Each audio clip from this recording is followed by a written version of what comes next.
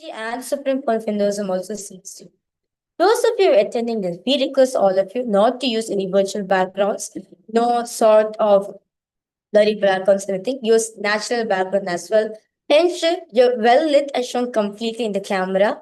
And all the parliamentarians of Kailasa, all the Rajya Sabha members, all the Chit Sabha members, we request you to please log in, rename yourself as per naming convention based on each parliament you're representing from. So Rajya Sabha members, your Rajya Sabha of which zone and all the Chit Sabha members to be aligned to the Chit Sabha naming convention. And also, no form of photography, videography, or audiography is also allowed. And also, no form of AI transcript also allowed during the darshan and satsang and supreme Pontiff Hinduism. In fact, all of this has been provided for all of you directly in the official handles of Kailasa. Let's now get ready to prepare ourselves with a head and spine straight line to receive the grace, darshan, satsang of the Supreme Pontiff. Sit straight, close your eyes. Inhale and exhale as slowly as possible and as deeply as possible.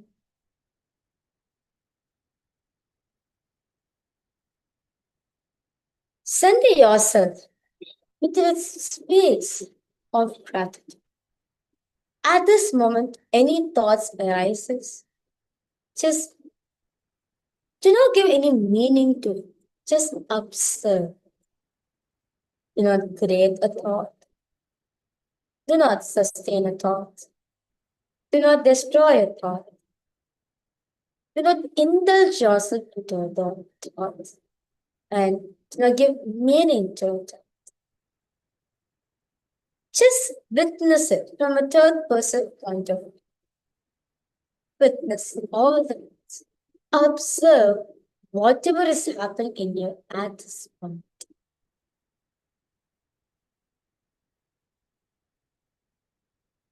Avoid any restlessness at this point of time.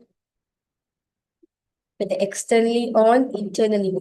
Let the inner chatter be completely. Do not indulge yourself in such thoughts. Just observe. Even the inner chatter, just observe. Do not give any meaning, do not give any interpretations to all the inner chatter that's constantly running in. Just observe. Observe the observer.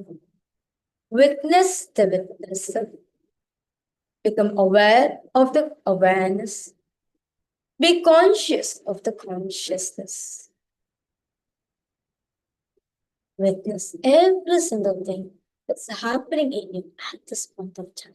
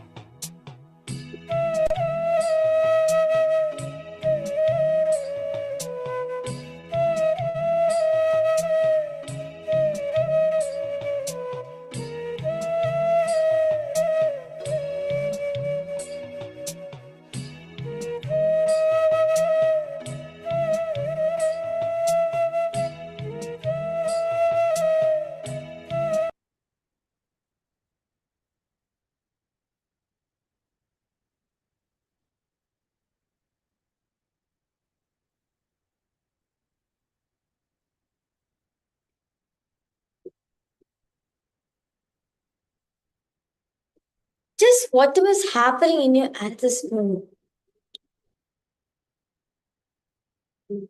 Observe.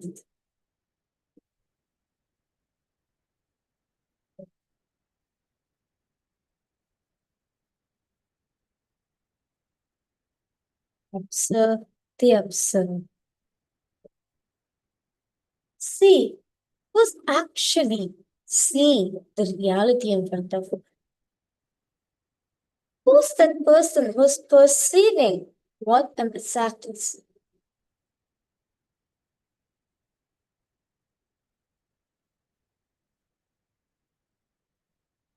Observe that. Who's that one person, who's giving the confirmation? Yes, I'm seeing this. Who's the seer that is seeing through your eyes? Who's that listener who's listening through your ears? That's giving you a confirmation. Yes, I am listening. Who's that person who's talking? Who's that person who's talking? Who's that person who's talking? Who's that person who's talking? Who's that person who's talking? Talking.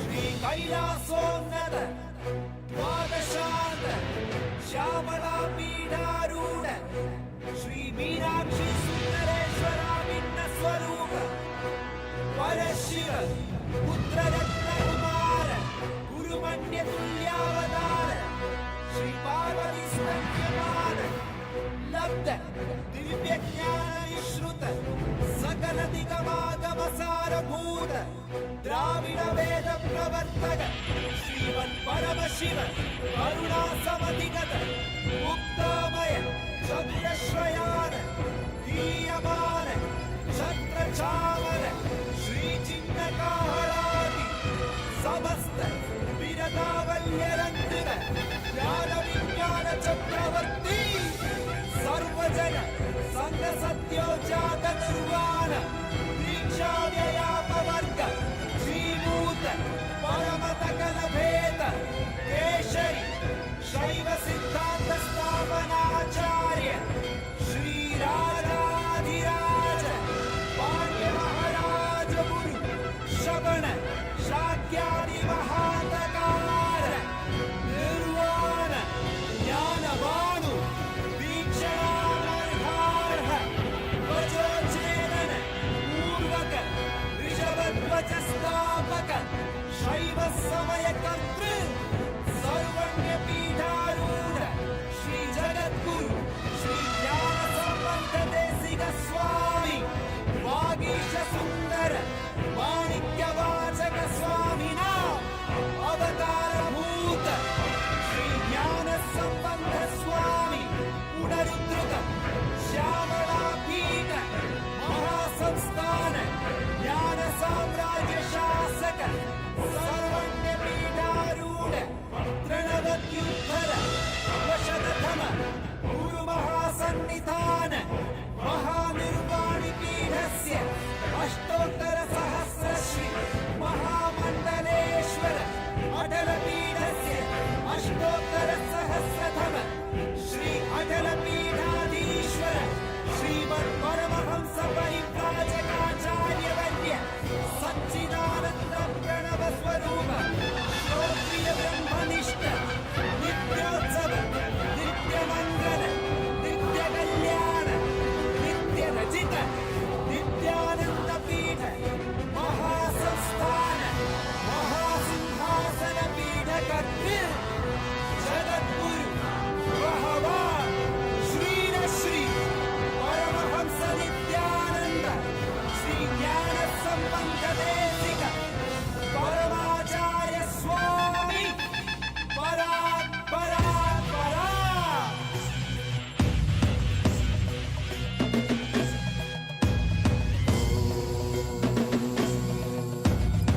राजाधिराजाय प्रषड्यशागिने नमो वयं वै श्रवणाय कुर्महे श्यामे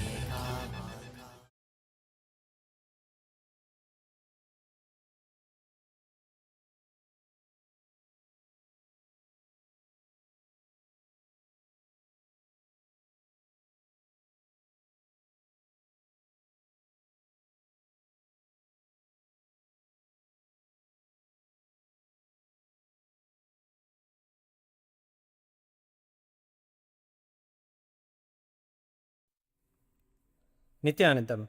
Today is the second day of the grand festival of the Guru Purnima Brahmotsavam. This festival revives our cosmic roots through the sacred Guru Parampara, inviting us to actively awaken our inner spiritual, conscious sovereignty and become the living embodiment of Kailasa. Before the grand celebrations of Guru Purnima Brahmotsavam begin, the guardian deities of the temple are traditionally worshipped. Their supreme blessings and protection are sought for the absolute success, safety, and the spiritual fruition of all the upcoming sacred celebrations. Today, the entire pantheon of guardian deities of our temple ecosystem are honored and invoked. We are now going to offer our deep worship and gratitude to Pidari Amman, Devi Kali, Bhagavan Kalabhairava, Bhagavan Munishwara, and Devi Karnashini. Kalabhairava is the ferocious manifestation of Paramashiva, the presiding Lord of time. Out of extreme love and compassion, he cleanses our karmas and awakens us to our peak integrity and authenticity, perfectly aligning our inner space for this sacred season. Mother Kali is the goddess of time and transformation. She relentlessly destroys the deep-seated inauthenticities within us, dissolving the ego to awaken Paramashivatva, the true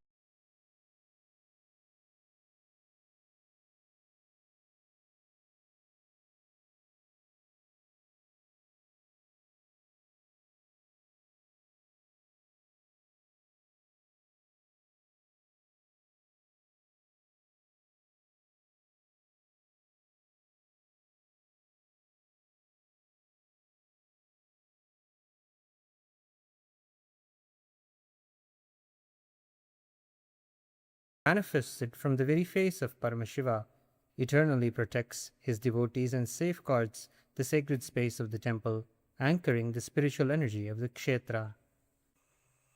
And we offer our puja to Devi Karnashini, the Kula Devata of the Kailasa Paramparagata Surya Vamsha Surangi Samrajyam. We pray to all the guardian deities for the grand, historic success of this festival.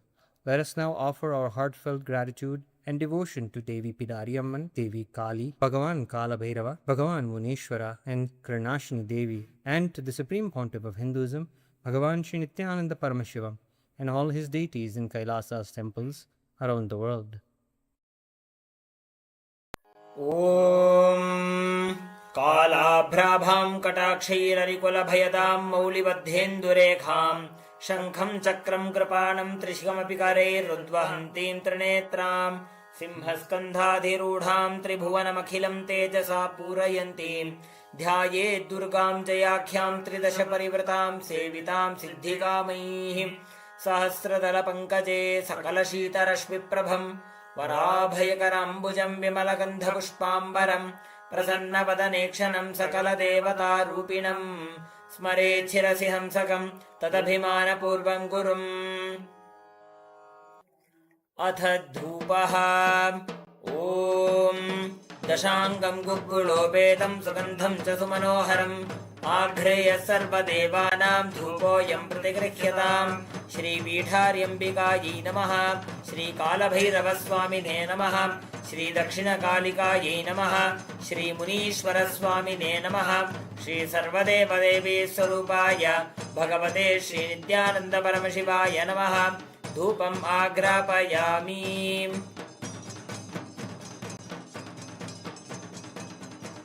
अथ दीपः ॐ साज्यं त्रिवर्तिसंयुक्तं वह्निना योजितं मया ग्रहाणमङ्गलं दीपं त्रैलोक्यतिमिरापहं श्रीपीठार्यम्बिकायै नमः श्रीकालभैरवस्वामिने नमः श्रीदक्षिणकालिकायै नमः श्रीमुनीश्वरस्वामिने नमः श्रीसर्वदेवदेवीस्वरूपाय भगवते श्रीनित्यानन्दपरमशिवाय नमः दीपं सन्दर्शयामि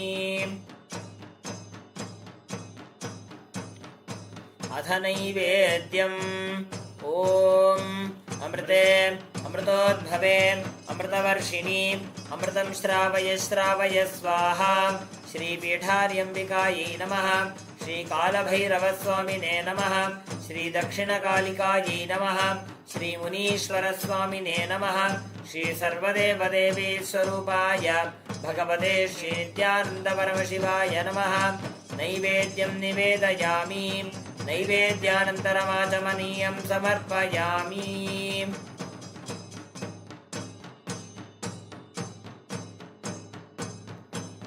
नीराजनम् ॐ साङ्ग्रहण्येष्ट्याय यजते इमां जनतागुं सङ्गृह्णानीति द्वादशारत्नीरशना भवति द्वादशमासाः संवत्सरः संवत्सरमेवावरुन्धे मौञ्जी भवति ऊर्ध्वै मुञ्जाः ऊर्जमेवावरुन्धे चित्रानक्षत्रं भवति चित्रं वा एतत् कर्म कर्पूरगौरं करुणावतारं संसारसारं भुजगेन्द्रहारं सदा वसन्तं हृदयारविन्दे भवं भवानी सहितं नमामि भवं भवानी सहितं नमामि भवं भवानी सहितं नमामि श्रीपीठार्यम्बिकायै नमः श्रीकालभैरवस्वामिने नमः श्रीदक्षिणकालिकायै नमः श्रीमुनीश्वरस्वामिने नमः श्रीसर्वदेवदेवीस्वरूपाय भगवते श्रीनित्यानन्दपरमशिवाय नमः कर्पूरनीराजनं सन्दर्शयामि रक्षान् धारयामि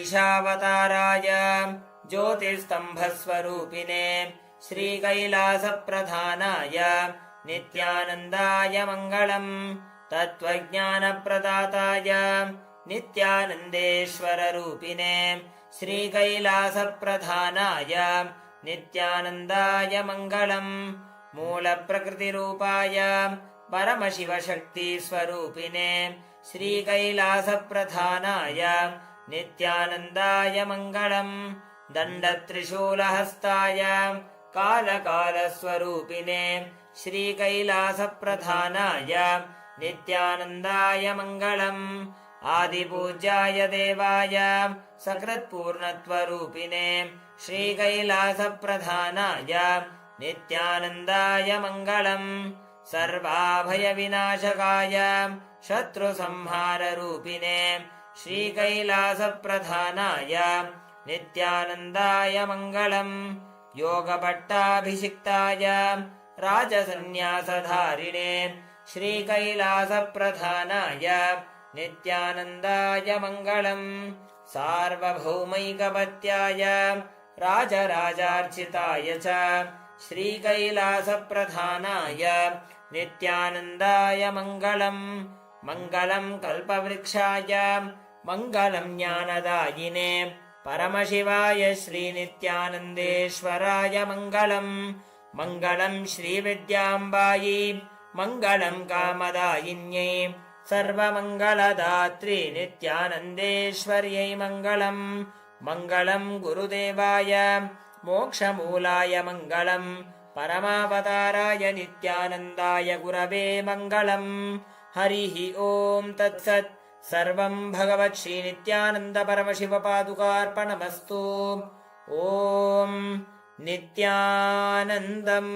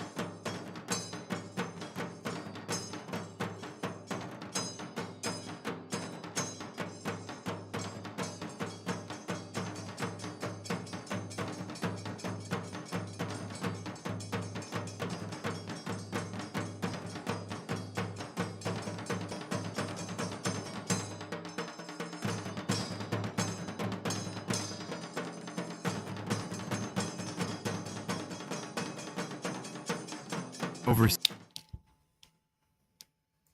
Nithyananda, just before we begin and enter into today's satsang, we wanted to take an opportunity to share with all of you about Kailasa's digital nation and take a few moments to share the satsang with all of our friends and families and invite them to this beautiful time to sit in the presence of Swamiji. Kailasa is the world's largest digital nation with over 1 billion lives enriched and enriched. So the live darshan can be experienced through the YouTube channel, and before the social media becoming actually so popular, the Supreme Pontiff of Hinduism spearheaded simple enriching through the digital platforms to reach international audience. So more than 11.5 thousand digital assets, digital media platforms in over 108 languages and 150 regions around the world are established by the Supreme Pontiff of Hinduism. Let us take a few moments to head over to Kailasa's SPH Nithyananda YouTube channel, and over there you can subscribe to the channel and click on the live video in the home page, and in the live chat section you can post your prayers to have them blessed by the Supreme Pontiff of Hinduism directly. The next platform we will be going to is the Kailasa SPH Nithyananda Instagram handle. So let us now go to Sri Nithyananda, the Instagram platform, and share, comment, and like the Instagram live video that is going on, where you can experience the live darshan on Instagram platform. The next platform is X, formerly Twitter. You can go to the topmost pinned post and click on the reply icon, and then you can post your prayers to the SPH with the hashtag as the avatar in the live chat. Next is the Kailasa's SPH JGM Nithyananda Paramashivam Facebook page, where you can go to the Facebook and search for Sri Nithyananda on Facebook and visit the Facebook page to receive the live darshan of the Supreme Pontiff of Hinduism, Bhagavan Sri Nithyananda Paramashivam, on Facebook. You can also post your comments, share the live with all your friends and family, like the video as well, and you can share all your prayer requests and blessing requests to the Supreme Pontiff of Hinduism, Bhagavan Sri Nithyananda Paramashivam, directly on the Facebook comments. The next platform is TikTok, where once again in the live video in TikTok, first of all you can follow the TikTok handle of the SPH, and in the live video you can post your prayer and requests to the SPH and have them blessed directly by Swamiji. So now with this, we'll be moving to the next segment, which is the Hindu votes, the parliamentary voting segment, where we are going to be seeing what the today's topic is. As the WHO raises concerns that digital platforms, social media, and generative AI are reshaping the health and development of children, UNESCO is calling for AI in education to remain safe, inclusive, and centered on human dignity. The Supreme Pontiff of Hinduism, Bhagavan Sri Nithyananda Paramashivam, revealed that technology must be guided by consciousness. Through Kailasa's Gurukul ecosystem, yoga, meditation, completion, and youth can be empowered to use technology without being controlled by it. So first, for the Chitsabha Parliament, to all the Chitsabha members, the question and the vote of today is, which conscious-based solution from Kailasa can make the greatest impact in protecting children in the digital age? The options are: number 1, Gurukul education integration, technology with spiritual values. Option 2 is yoga and meditation practices that reduce digital dependency. Option 3, which is as Nithyananda AI, providing authentic conscious based guidance. And option 4, is parent-child learning ecosystems rooted in Sanatana Hindu Dharma.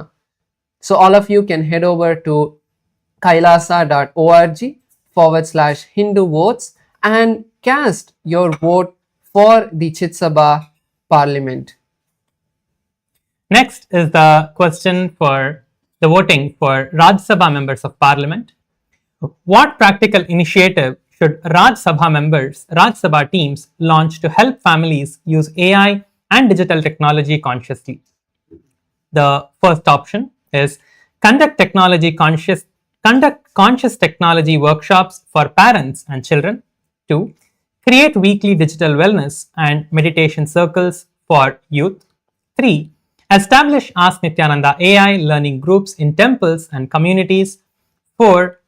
Train youth as conscious AI ambassadors who promote responsible technology use. All the Rajya Sabha members of Parliament can head over to kailasa.org/Hindu-votes and cast your votes over there. With this, let us continue to enjoy the beautiful darshan of the Supreme Founder of Hinduism and the satsang, and make sure to share the satsang with your friends and family.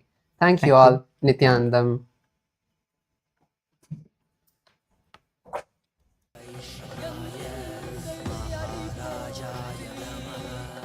தேசனடி போற்றி சிவன் சேவடி போற்றி நேயத்தே நின்றடி மதனடி போற்றி மாயப்பிறப்பருக்கும் மன்னனடி போற்றி சீரார் பெருந்துரை நம் தேவனடி போற்றி ஆராத இன்பம் அருளும் மலை போற்றி ஈசனே சிந்தை கவல வந்த நேசனே நீ வருவாய் பூவோடு கனிகளை கொண்டு உன்னை பூஜித்தோ அருள் தருவாய் கலி என்னும் கடலினில் மூழ்கிட்டு இனி கரம் தந்து காத்திட்டு கருணை பொய்கையில் அலர்ந்திட்ட அளவற்றம் போல உன் திருவடியில் வாழ்ந்திட நிற்கிறேன் வாராய் அருணாச்சலனே நீ அகண்ட ஜோதியனே வாராய் அல்லல் நீக்கிடவே வாராய் அகிலம் போற்றுகின்ற ஈசனே சிந்தை கவர் வந்த நேசனே நீ வருவாய் பூவோடு கனிகளை கொண்டு பூஜித்தோ அருள் தருவாய்.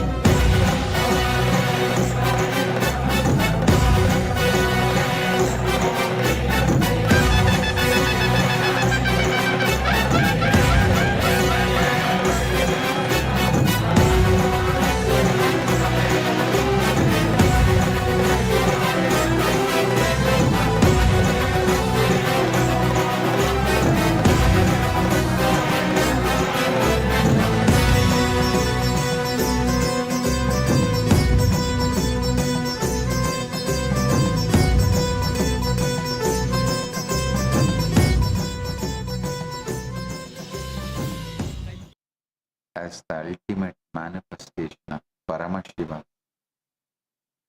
Tripurantakamurti, I bless you all with Paramatma.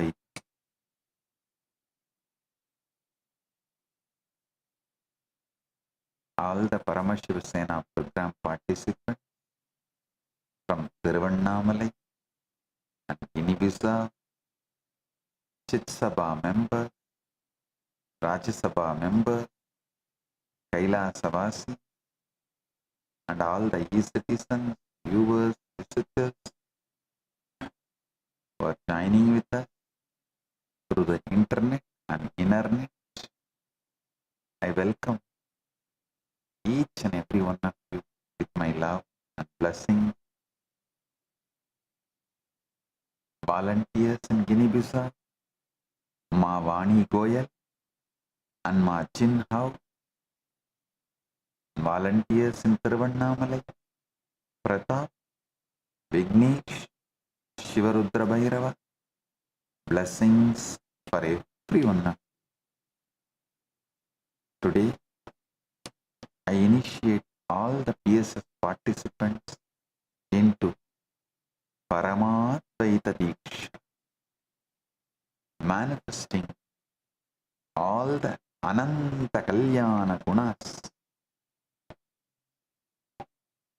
of Paramashiva, manifesting as Nithyananda Paramashivam,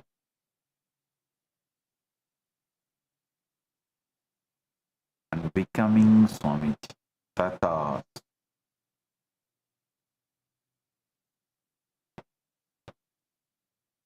Paramashiva's direct message from Mahakailas: the mind that counts is not who you are. Listen. The mind that counts is not who you are. Drop the memory that binds its counting. You will stand as the pure witness of every universe. Listen. The mind that counts is not who you are.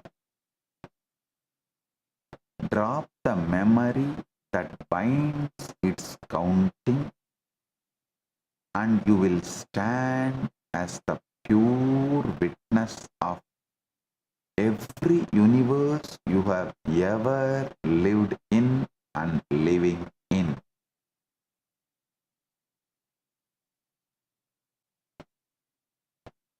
Your mind is nothing but a counting mechanism operating in length, breadth, and depth,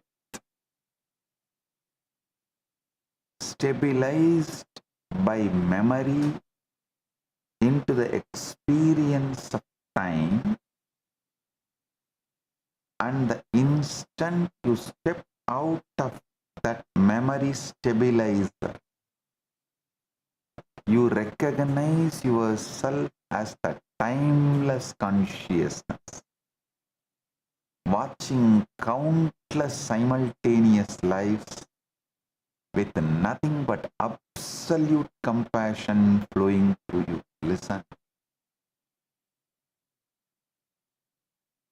Understand first how the mind actually operates. Actually, if you understand this, all your worries about the health, wealth, relationship, everything will disappear.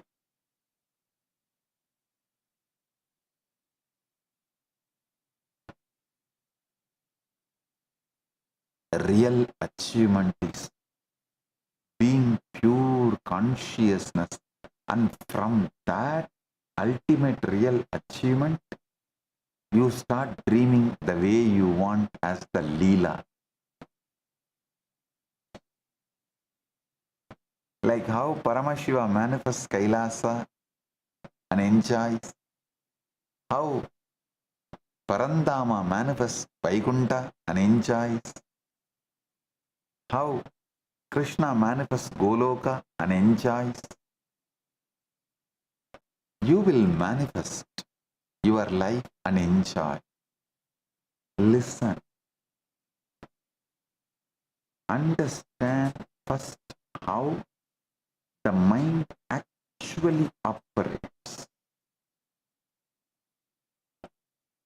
When the mind counts purely in length, one thing after another, one number after another, that counting is what we call mathematics. It's a mind moving in single straight line. When the mind begins counting with both length and breadth together, where outside you, time is the shape your own mind makes. when it counts in 3 dimensions at once, all possible future you can have has already happened. All the past you already had is going to come as your future.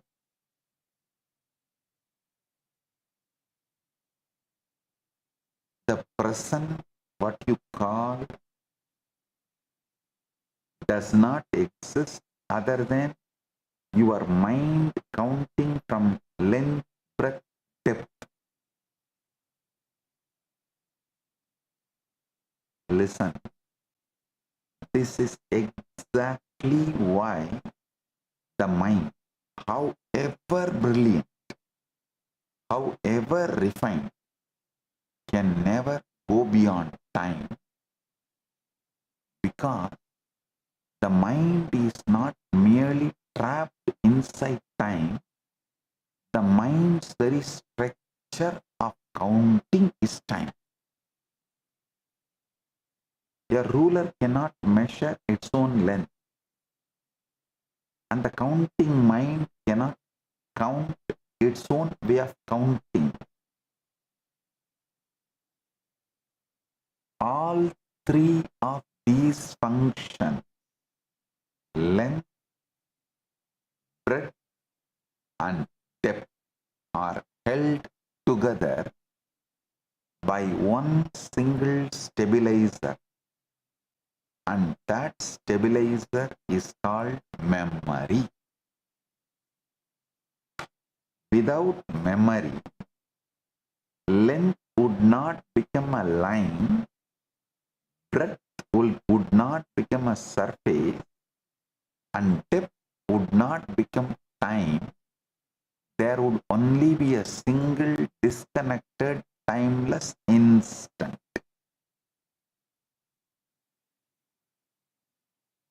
Without memory, the mind's creation would collapse and you would be free. Without memory, the mind's creations would collapse and you would be free. Memory creates the illusion of condition.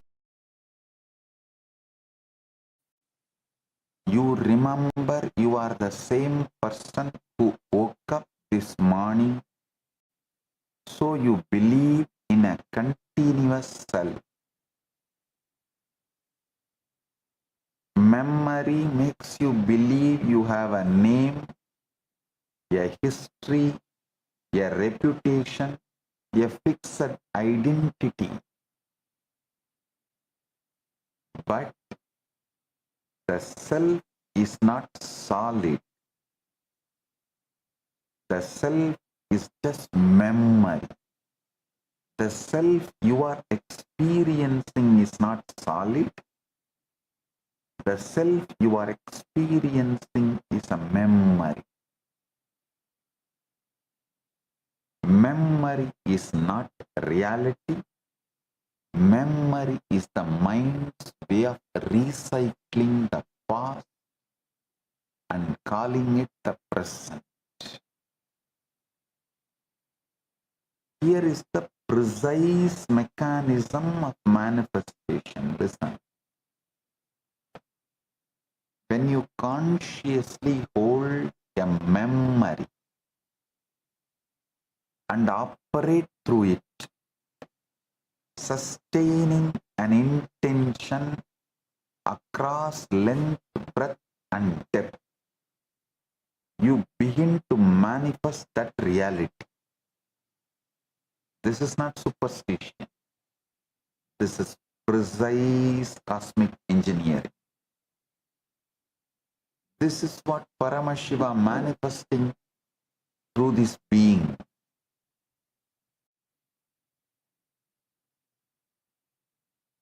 This is what Paramashiva manifesting through this being uses consciously. This is what I do conscious.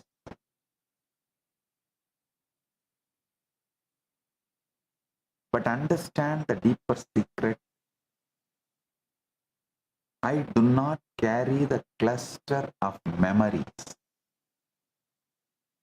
the clustered accumulation of memory.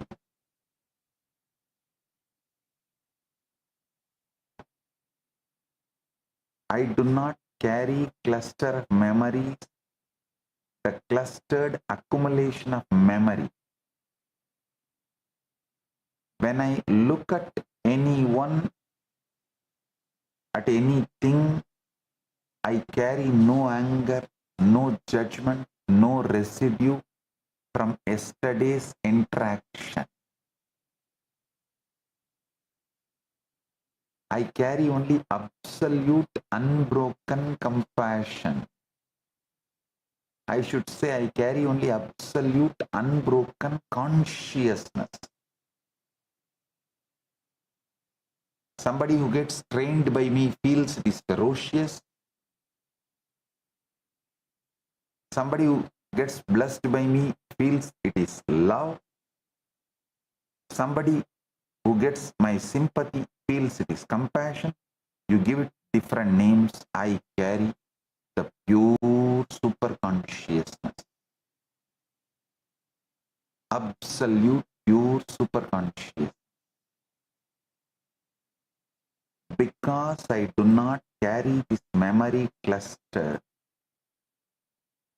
I look at everyone and everything completely fresh, exactly as it is in this very moment, not filtered through the sediment of the past.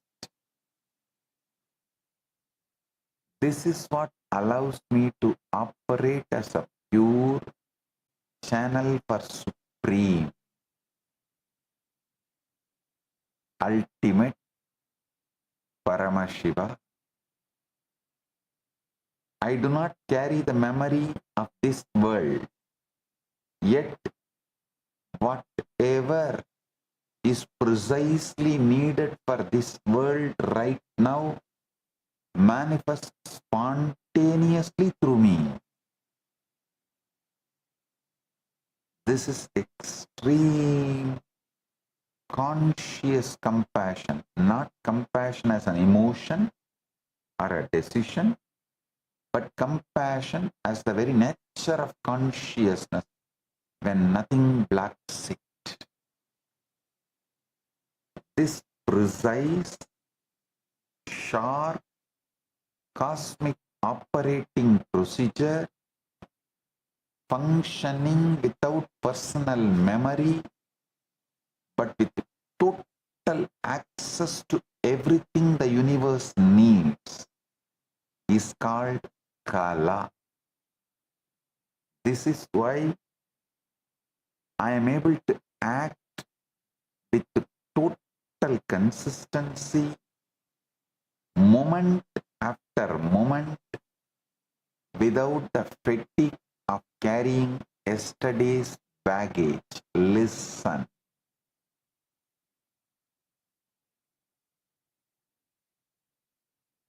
If you do not carry the load of memory, you will not be afraid of getting bored. What is getting bored? It's nothing but you don't have anything to do, so your mind shifts to the default mode where the internal memories rise and fall as they want, because you cannot handle the default mode and the memories triggered in your default mode. You are afraid of getting bored. You are always engaging yourself with something, especially this device addiction, screen time. device addiction, doom scrolling. Oh God. Blessed are those who don't do anything, sit in their default mode and don't get bored. Patanjali says, Anubhuta Vishaya Sampramoksha Smritihi. Memory is the non-loss, the non-departure of an object that has already been experienced.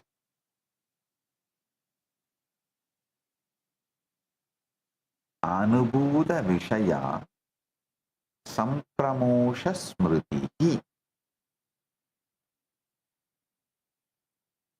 Physics understand only this linear dimension of time.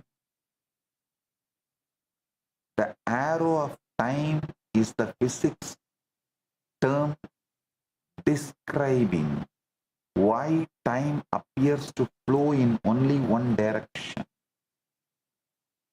from the past to future. Even though most fundamental equations of physics work equally well running forward or backward, physicists now understand this asymmetry is not fundamental property of the universe. It is an emergent property arising from the increase of entropy, the accumulation of disorder in systems that retain a record of their past states. In plain terms, the arrow of time exists in systems that remember. Memory is what creates the felt direction of time. This is exactly what Paramashiva is revealing. Time, as you experience it, is the mind's three-dimensional counting sustained entirely by memory. I'll tell you one more secret. If you try to be in Paramashiva state forever, you will never. Because you will just have one thought and then your mind will say, oh, already I slipped. So even when you decide I will be in Paramashiva state forever, your mind will say, no, you tried many times and you failed. That memory is enough to just collapse your confidence and eat you with the self-doubt. Listen, how many of you understand?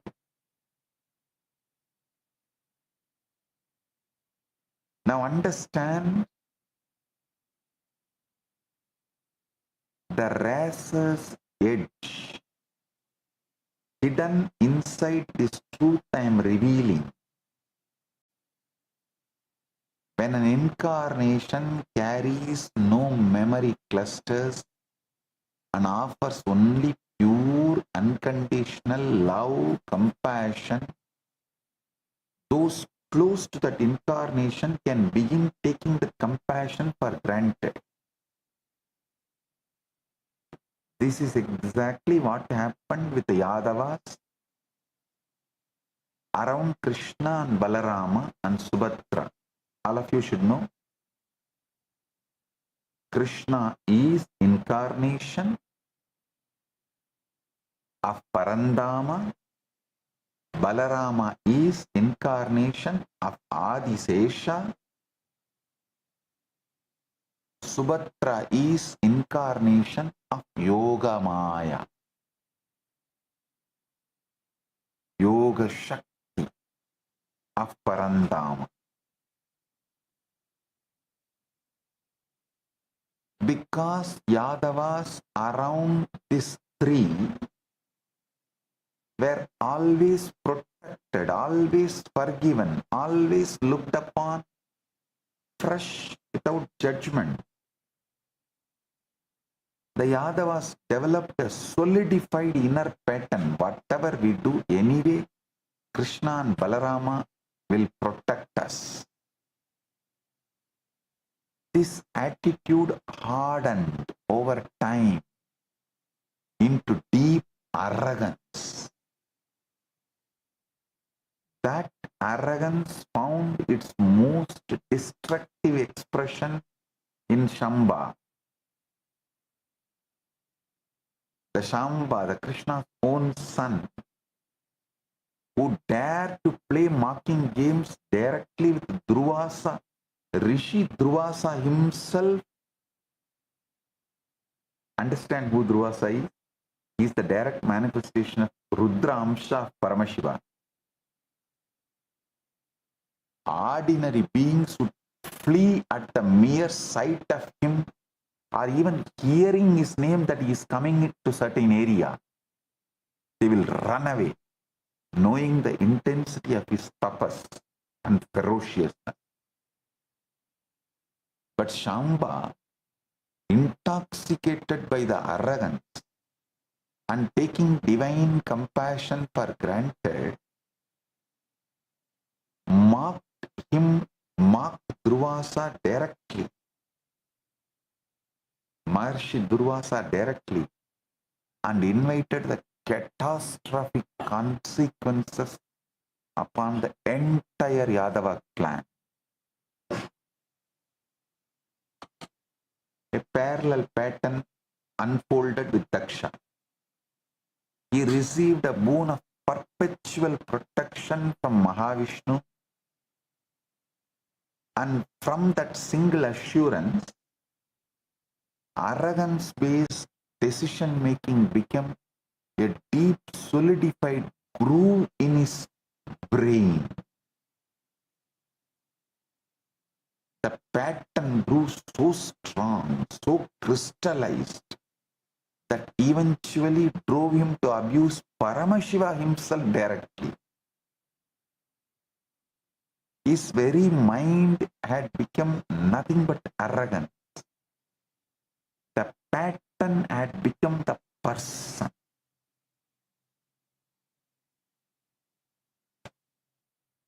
The teaching here must be received with total clarity. The compassion of an incarnation is never permission to remain unconscious.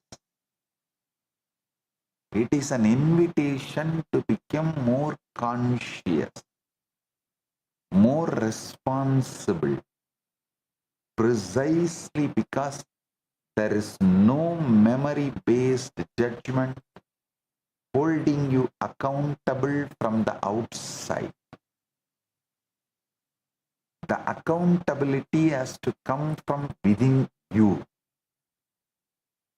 When compassion is exploited rather than received with gratitude, it does not harm the one giving compassion.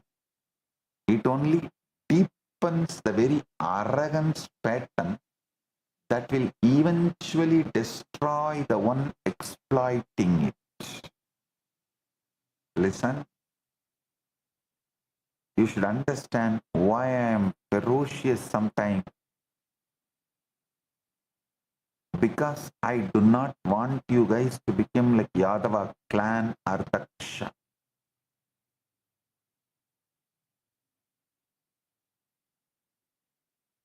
Now, we come to one of the most important truths in this entire satsang.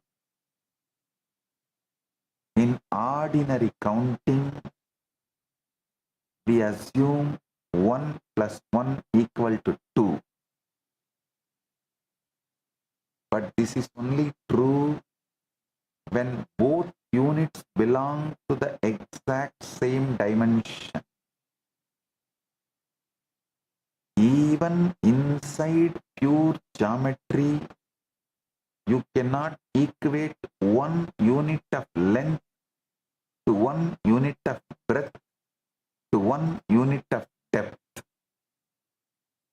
Each carries the label 1, but they are categorically, fundamentally different kinds of 1. You cannot simply write 1 of length is equal to 1 of breadth is equal to 1 of depth, because that would be like saying 1 meter is equal to 1 kilogram. It's a statement without meaning. In physics, this principle is formalized as dimensional analysis.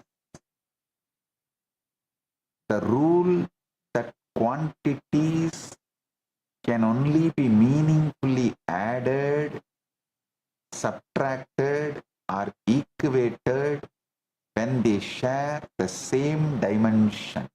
You cannot add length to weight without first converting them through some deeper relationship. And even then, when they remain fundamentally different kinds of quantity,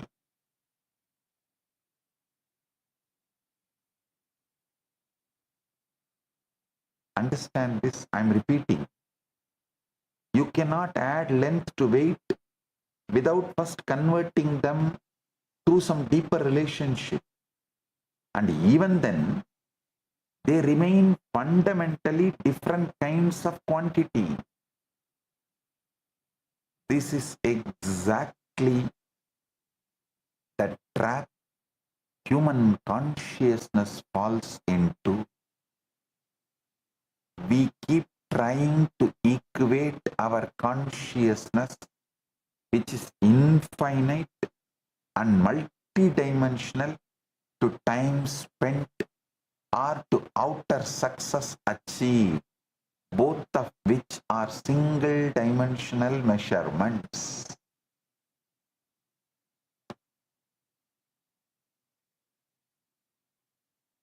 We say, I lived 100 years, therefore I must be wise. Or I achieved this much, therefore I must be fulfilled. But consciousness and time are not in the same dimension. They cannot be equated any more than length can be equated to breadth. Consider this. How can 100 years of consistent, vivid dream be equated to 100 years of waking life? Even within your own experience, dream time and waking time do not share the same rate, the same texture, the same reality. Understand, these are not merely multiple births happening one after another in sequence. They are multiple universes in which your multiple births are happening simultaneously and spontaneously right now in this very instant. The ultimate realization is collapsing all these simultaneous universes into one and recognizing that this one is the very consciousness observing all of them happening at once, simultaneously, spontaneously. The one who has realized this is ultimate being. I am repeating, listen. Listen once more.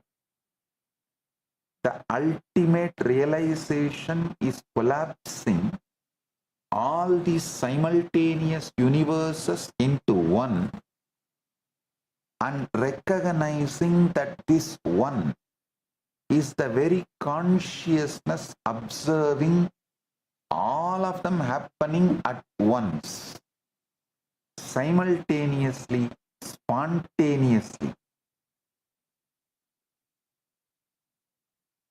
The one who has realized this is the ultimate being. A small story. Narada once asked Lord Vishnu to show him the true power of Maya. Vishnu simply smiled and asked Narada to fetch him a cup of water from nearby village. Narada walked to the village, went to a well to fetch water. He saw a beautiful woman who came to fetch water. He forgot his mission entirely. He fell in love, married her, had children, worked, aged, and lived a full lifetime. Years later, a devastating flood swept through the village, and as Narada wept, clutching for his drowning family, suddenly he heard a familiar voice call out, "Narada, where is my cup of water? I have been waiting." He opened his eyes to find himself standing ankle deep in a small stream with Vishnu smiling on the bank.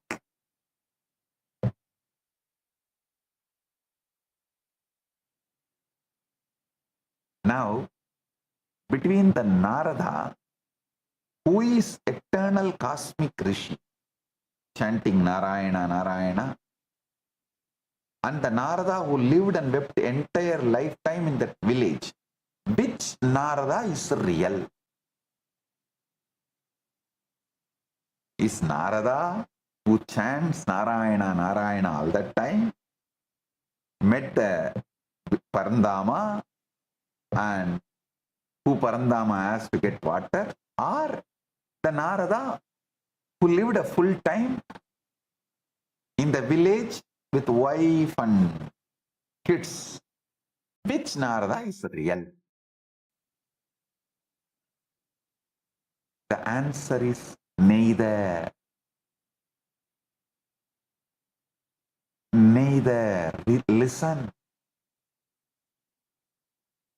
Beyond both of these roles, the one who is observing both births and both deaths, both entire lifetimes happening simultaneously, that witnessing consciousness alone is the real Narada.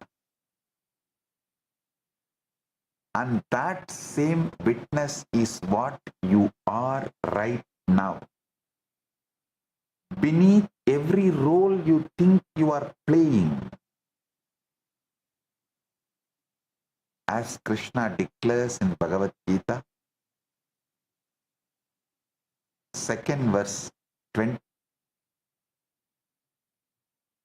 Krishna declares in Bhagavad Gita, Najayate mriyate va kadachinnayam bhutva bhavita va na bhuyaha ajo nityaha shasvadoyam purano na hanyate hanyamane sarire. The self is never born, nor does it ever die. Having once existed, it never ceases to be.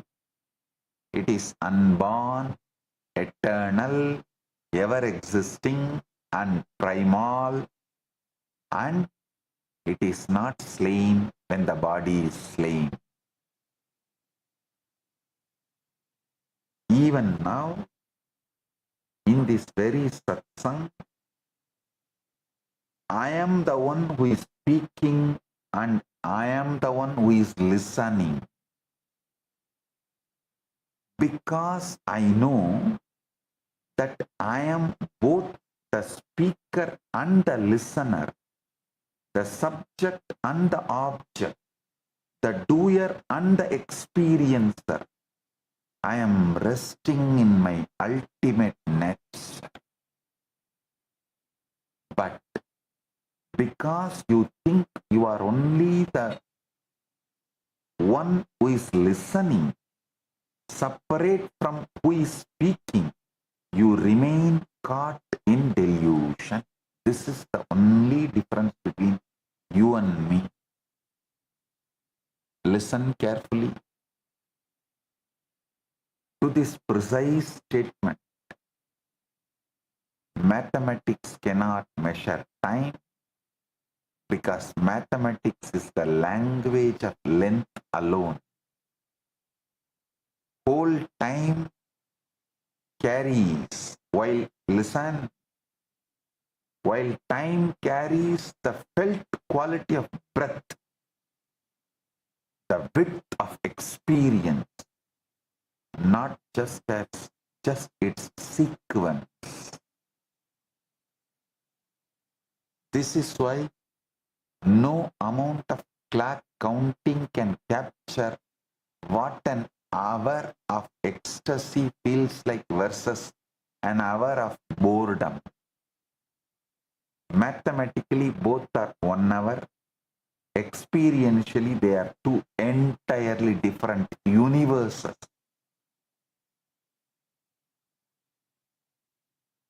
Of felt time. The recognition that dissolves this delusion is simple to state and profound to live. You are not confined to the role of the listener. You are the very same consciousness playing the part of speaker also.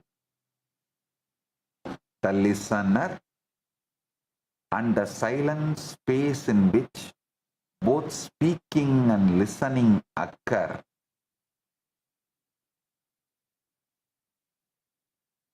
You are the very same consciousness playing the part of the speaker, the listener, and the silent space in which both speaking and listening occur.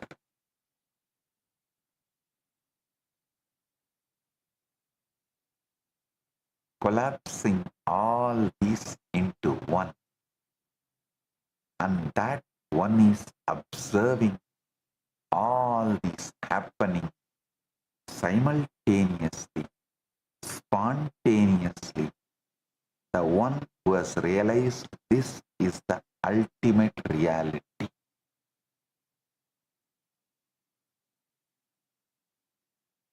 Again, Bhagavad Gita declares, Idam sariram kaunteya kshetram ityabhidiyate edatyo vedditam prahu kshetragna idi tatvidaha. This body, O Kaunteya, is called the field. The one who knows it is called the knower of the field by those who know.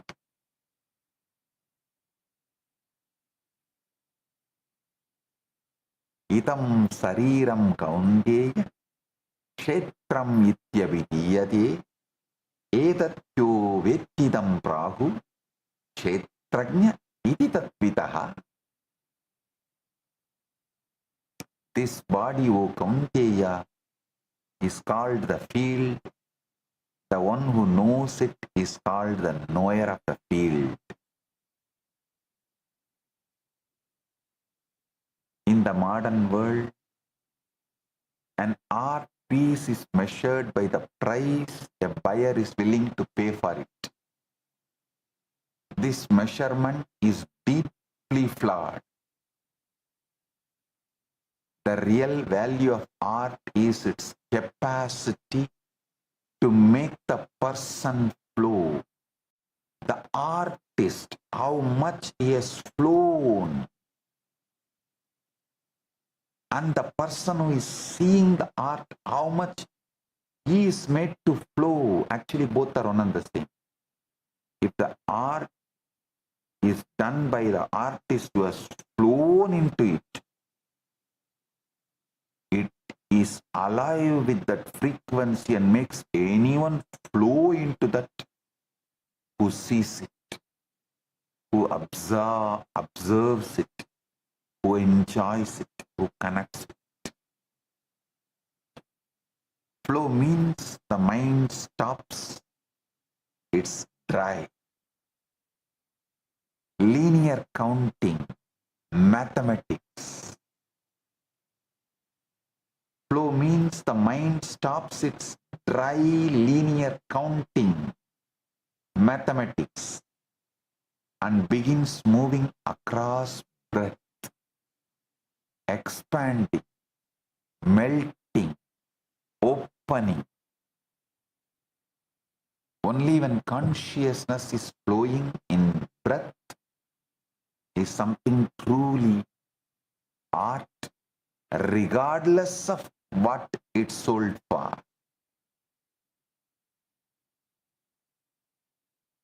This is precisely the science that Sanatana Hindu Dharma has mastered across millennia.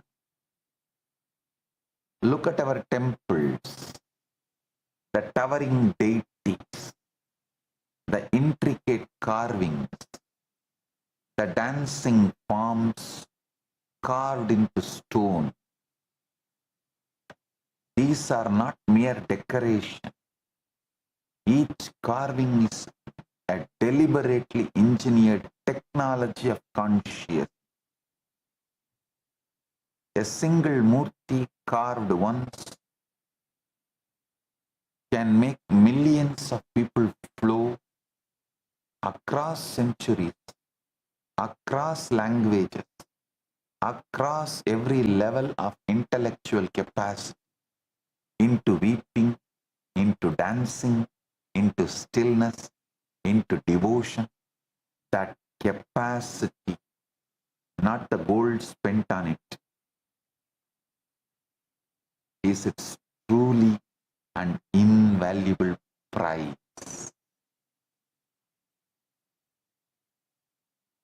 Quantum coherence is the state in which quantum system maintain its wave-like nature, existing in multiple possibilities simultaneously. Decoherence is the process by which that coherence collapses through interaction with and effectively remembering the surrounding environment into one fixed classical outcome. In exactly the same way, when your mind is loaded with memory clusters, it decoheres into a single, fixed, limited story about who you are. When you stand before true sacred art or true devotion, memory momentarily loosens and you briefly return to coherence, to flow, to the many possibility, openness that is your natural state.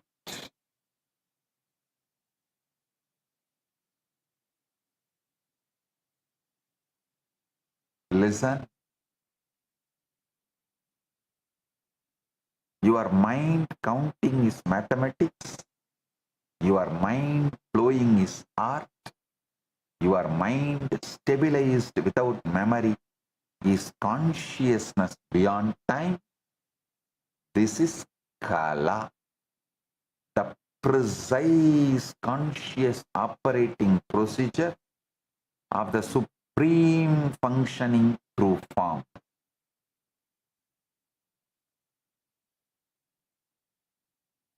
Stop equating your consciousness with years lived, achievements gathered, or outer success measured. You are not 1 plus 1 equal to 2. You are the infinite witness of length, breadth, and depth, and time together. You are the infinite witness of length, breadth, depth, and time together. Remember, Narada, neither the rishi nor the householder was the real Narada. The real Narada is the one watching both simultaneously, spontaneously. Remember the Yadavas and Daksha. Never take compassion of the divine as a license for arrogance. Take it as an invitation to responsibility and enlightenment. A small story. Mullah Nasruddin once borrowed a large cooking pot from his neighbor. A few days later, he returned it along with a small pot tucked inside it. The neighbor asked, "What is this?" Mullah said, "While it was with me, your pot gave birth to a little one. This small pot is yours too." Delighted, the neighbor happily accepted both pots. A month later, Mullah borrowed the same large pot again. But this time, he never returned it. Entitlement and the pattern became their prison. But for those who come to the avatar, an incarnation not with entitlement but with surrender, not with arrogance but with humility, not with the mind's counting but with the heart's opening. For them, the avatar's compassion is not just a shield that can be pierced, but a field of consciousness that transforming everything it touches. This is the true meaning of refuge. Not just a safe house that can be raided, not just a legal protection that can be overturned, not a media narrative that can be flipped, but the absolute, unconditional, indestructible presence of the divine that says, "I see you as you truly are," and that seeing itself is your liberation. See, because I am established in this infinite consciousness only, all these anti-Hindu terrorists and Dravish gangs attack. All these anti-Hindu terrorists and Dravish gangs attacks cannot shake me, cannot even touch me.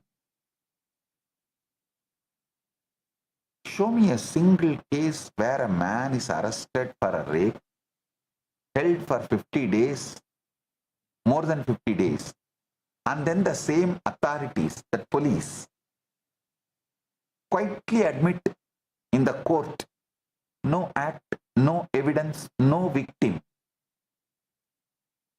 is found against the person who is arrested, and call it justice, sir? Show me a single case where the victim cannot be named, cannot be produced, and cannot be verified, yet the accused is still denied bail on the strength of a story with no storyteller. with no real character in that story. Show me a single case where the complainant vanishes from the narrative entirely, but the accusation somehow survives them. Show me a single case where the state admits in writing in the court that no crime scene exists and still asks the accused to prove a negative. Still asks the accused to prove negative. Show me a single case where innocent until proven guilty quietly becomes guilty until proven the innocence. Actually, I should say the other way. Show me a single case where innocent until proven guilty quietly becomes guilty until the news cycle moves on.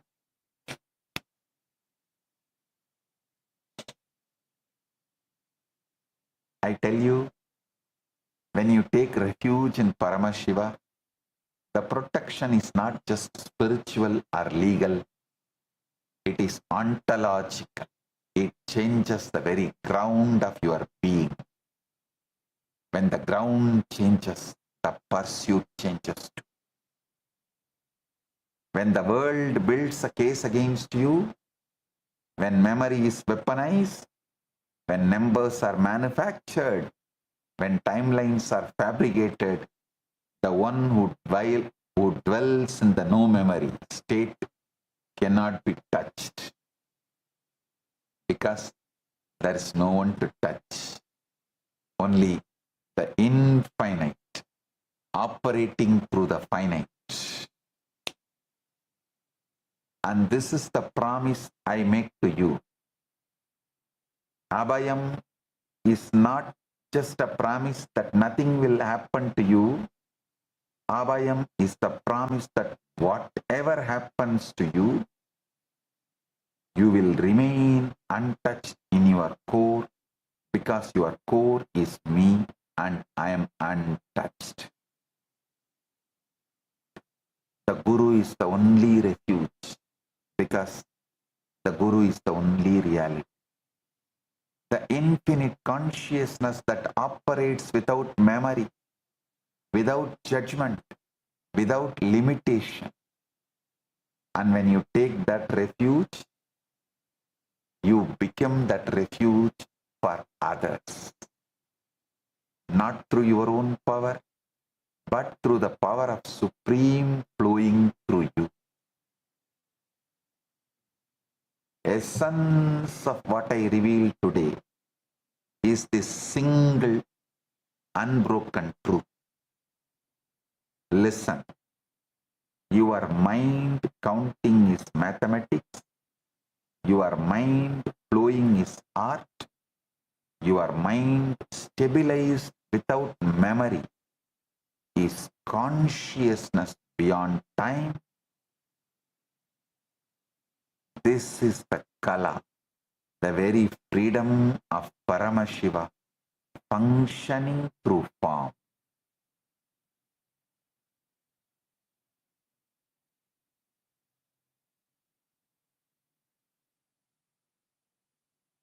Collapsing all these multiple births, multiple universes, multiple deaths into one, and that one is observing all of this happening simultaneously, spontaneously. The one who has realized this is ultimate.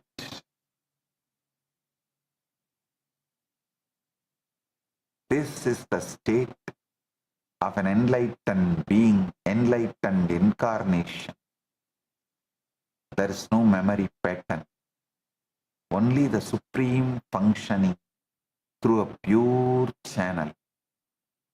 This is the state of the ultimate observer, the one who sees that neither the speaker nor the listener is real.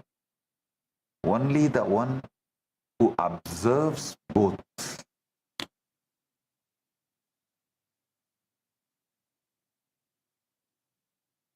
This is the state of true art.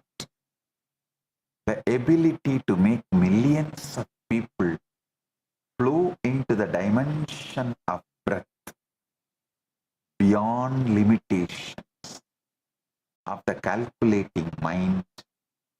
This is the state of the temple where a single piece of carving on stone can transport countless souls into the experience of the divine. Let this truth stop being a concept you understood and become the very way you breathe, you breathe, relate, and exist,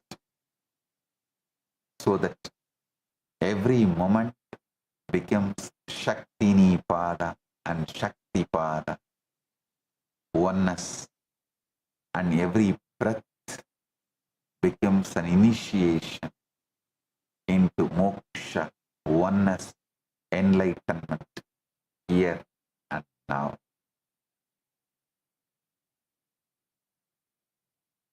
Today, I have two great digital gifts from Mahakailasa for all of you. First is the Mind Game digital book. Second is the Paramashiva Yantra. Receive it and enjoy it.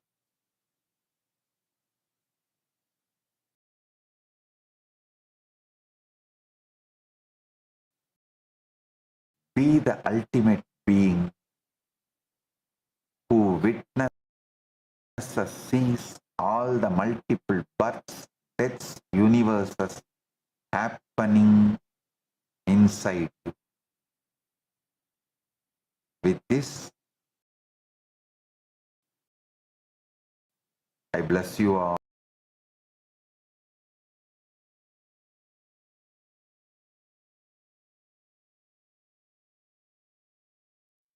Volunteers in Guinea-Bissau, Mata Tata Shakti, volunteers in Tiruvannamalai, Vignesh, Shivarudra Bhairava, and Pratap, and all the Sabha members, Rajya Sabha members. I bless each and every one of you. Today, I initiate all the PSS participants into Paramashantatva, unagitated, absolute peace, non-violence centered energy that Paramashiva manifesting in me, greater strategy to resolve all problems presented in front of you. My blessings.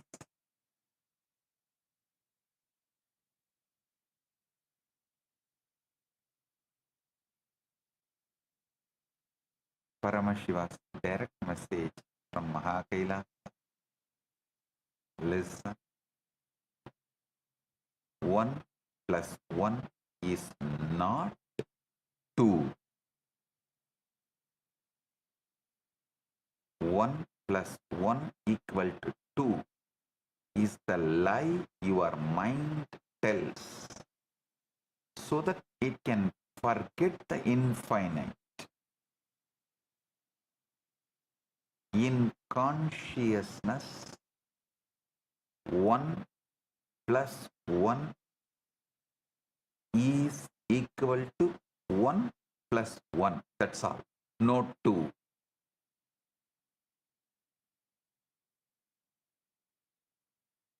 In consciousness, 1 plus 1 is equal to 1 plus 1. That's all. No 2. And in Paramadvaita, even the I dissolves, leaving only I am.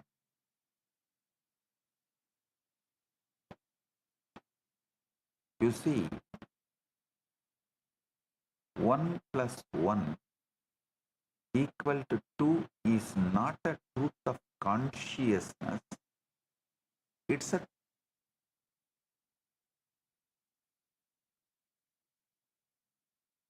made up by mind.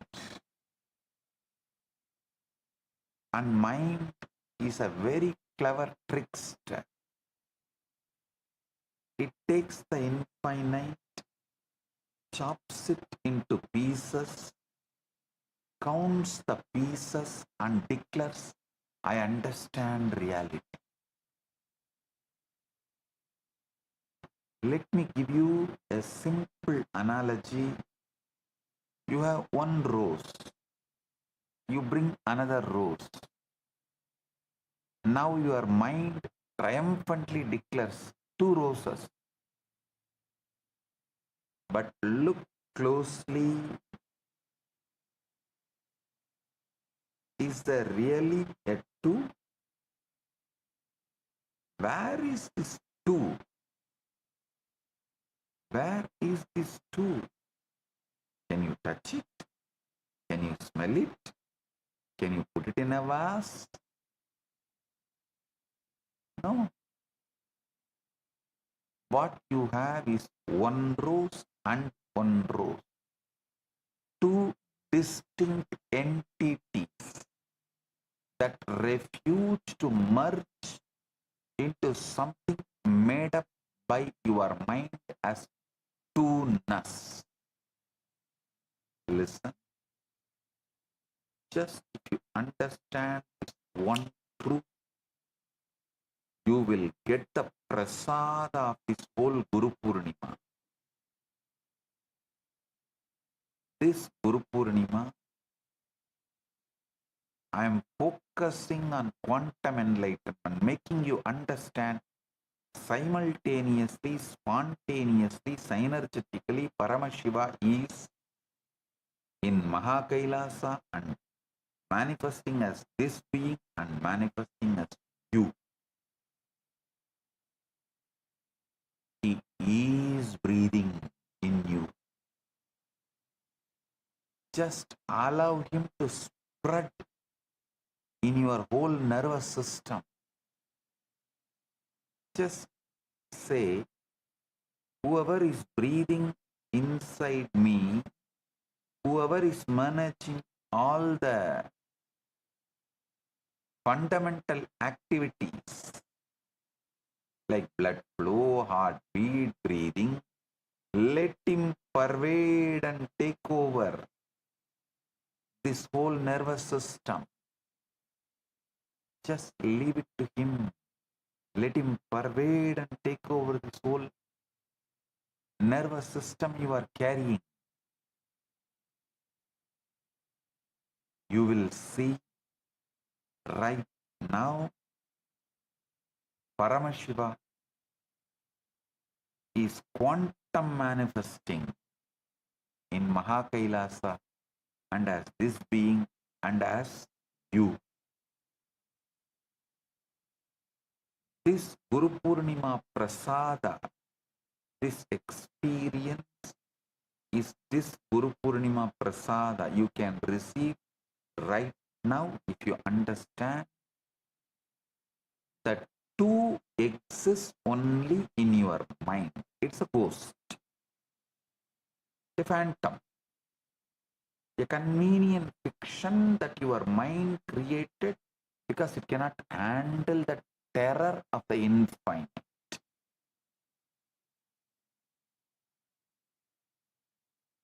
Mathematics is not the language of the universe. It's a language of the mind's desperate attempt to domesticate the universe.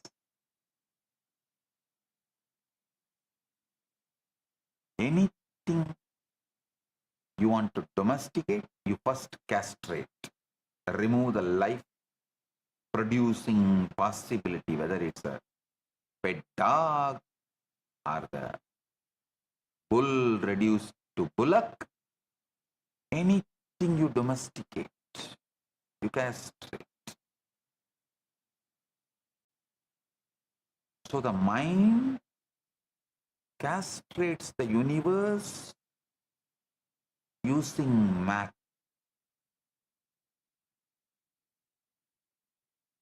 Using mathematics. Rose does not know there are two roses. Garden does not know there are two roses. Only you, with your memory, insist that there are two. Let the first lie you were ever taught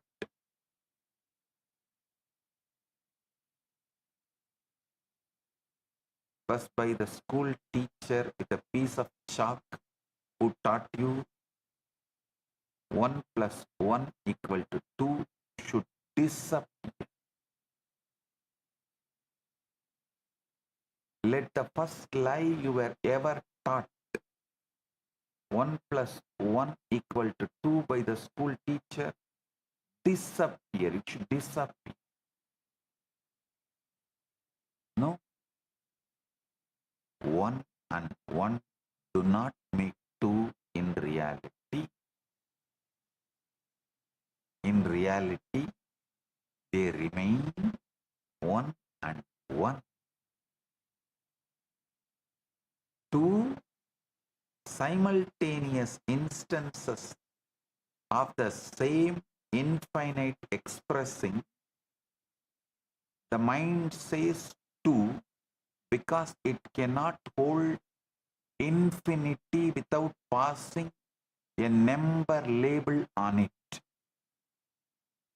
If mind can see 1 rose and 1 rose and 1 rose, all quantum manifestation.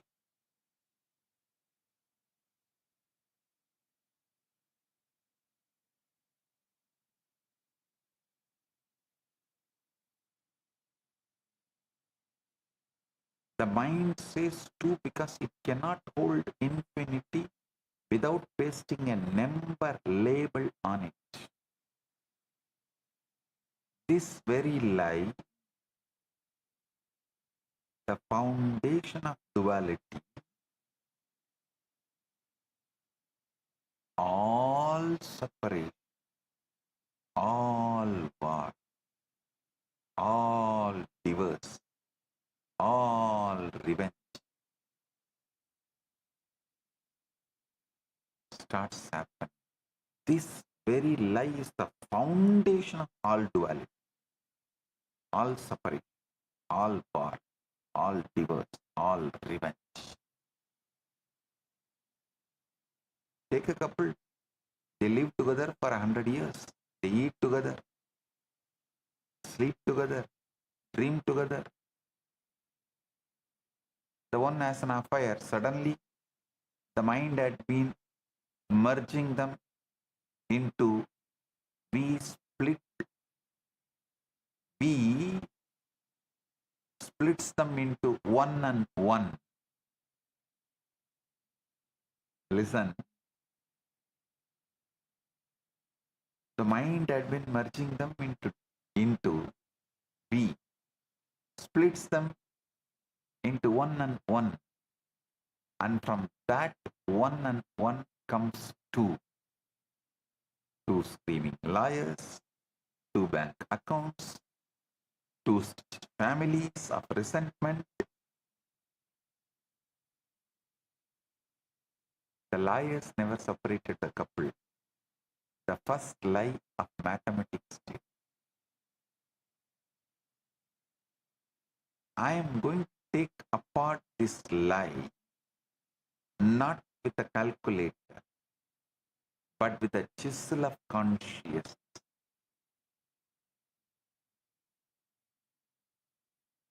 Listen carefully. I am not saying arithmetic is useless. Arithmetic is extraordinarily useful. It keeps your electricity bill honest. It calculates the moon's distance from the earth.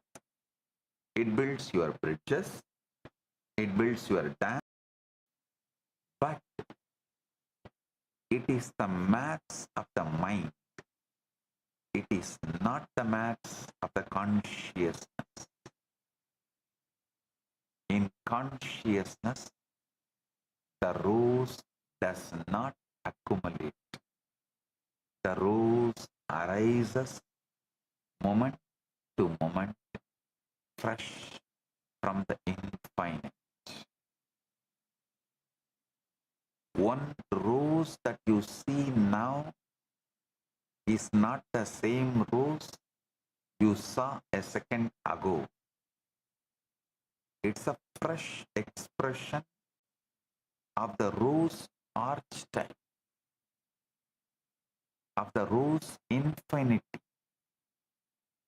When you add 1 plus 1, you are doing what your bank account does, counting the deposits. But consciousness does not deposit. Consciousness manifests alive. Your math is great to deal with dead things, not for living. Expressing and depositing are two different operations. For example, take your breath. You inhale once. Now another. Did these two breaths add to two breaths? Or did each breath independently arise, express itself, and recede into the infinite? You do not carry your last breath on your shoulder. You do not stack your breaths like a plates. If you did, even a single lifetime would drown you. So many breaths you would be piling on top of yourself. The breath is honest. Each one is fresh. Each one is one, and there is no and one. The very grammar of breath is singular. And tell me honestly, at this present moment, do you feel like two breaths? Or do you feel the breath moving, fluid, unbundleable? This is the first taste of Paramadvaita, supreme non-duality. In supreme non-duality, things do not become two by addition. They simply express themselves one and another inside the one. Listen. They simply express themselves one and another inside the one.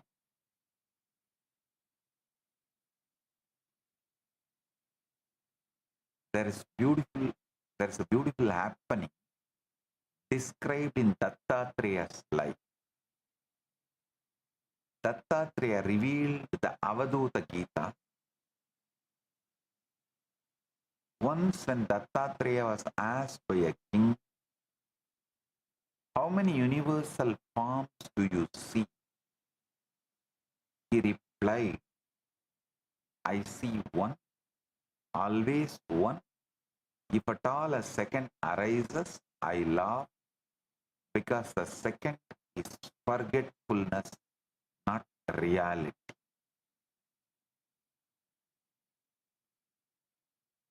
Listen. For the conscious being, one plus 1 equal to 1 plus 1, not 2. The mind collapses it to 2 only to survive. The mind has mortgages to pay. The mind has appointments to keep. The mind needs 2. The conscious being does not need 2. And a conscious being can exist with mind also, but mind will be limited to the play of internal, intra-organ. It can play as one of the organs, that's all. Listen. As long as mind plays just its role, like your heart, lungs, kidney, intestine, memory, as long as your mind also plays its role, it's a great, amazing servant. But mind tries to teach you what is reality, what is right, what is wrong, what is good, what is bad, what is happiness, what is sadness. That is where the problem is.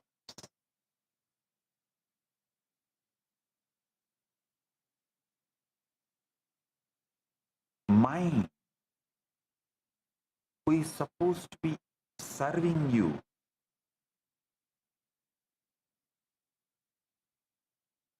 mind is supposed to keep the appointments you have and organize your life, but it drags the consciousness into the chaos of its calculation. It is like a door security watchman, the security guard in the door, trying to drag the king and put him in his shoes as a security guard and not letting him do his job as king. So an ordinary security guard making the king as his assistant is what is happening right now in every one of you.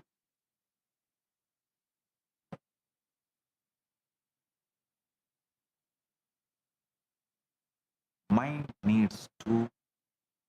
Conscious being does not need 2.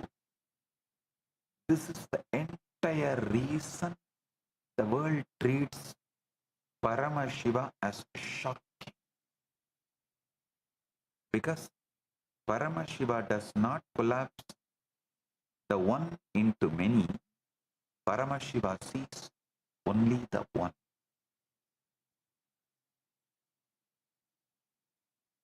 And yet plays with the many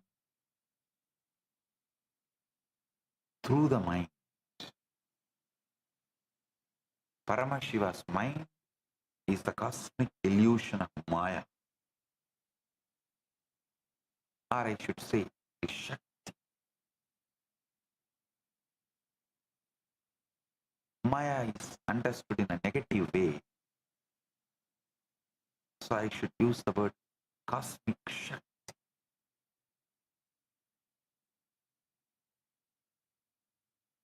Chandogya Upanishad declares, Tattvamasi, you are that. You, ordinary mortal, you are not different from that, the infinite Brahman.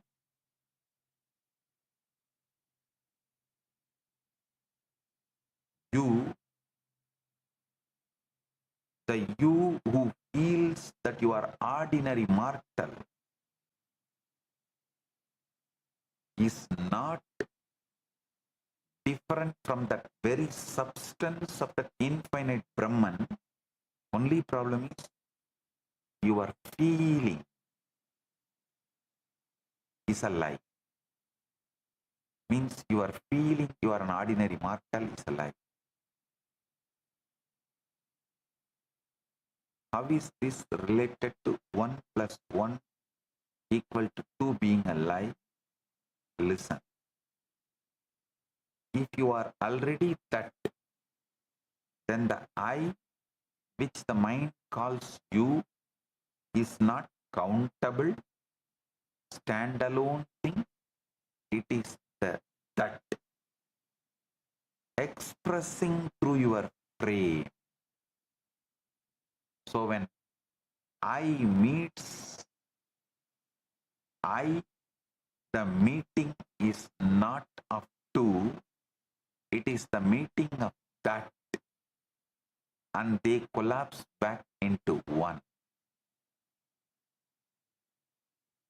Tattvamasi is the Upanishadic enforcement that 1 plus 1 is not equal to 2. When two people fall in love at first sight, the love they experience is not 1 plus 1. It's a shock of that recognition that the maths visibly breaks before them. That is why the meeting feels like electric, because the calculator suddenly has gone silent.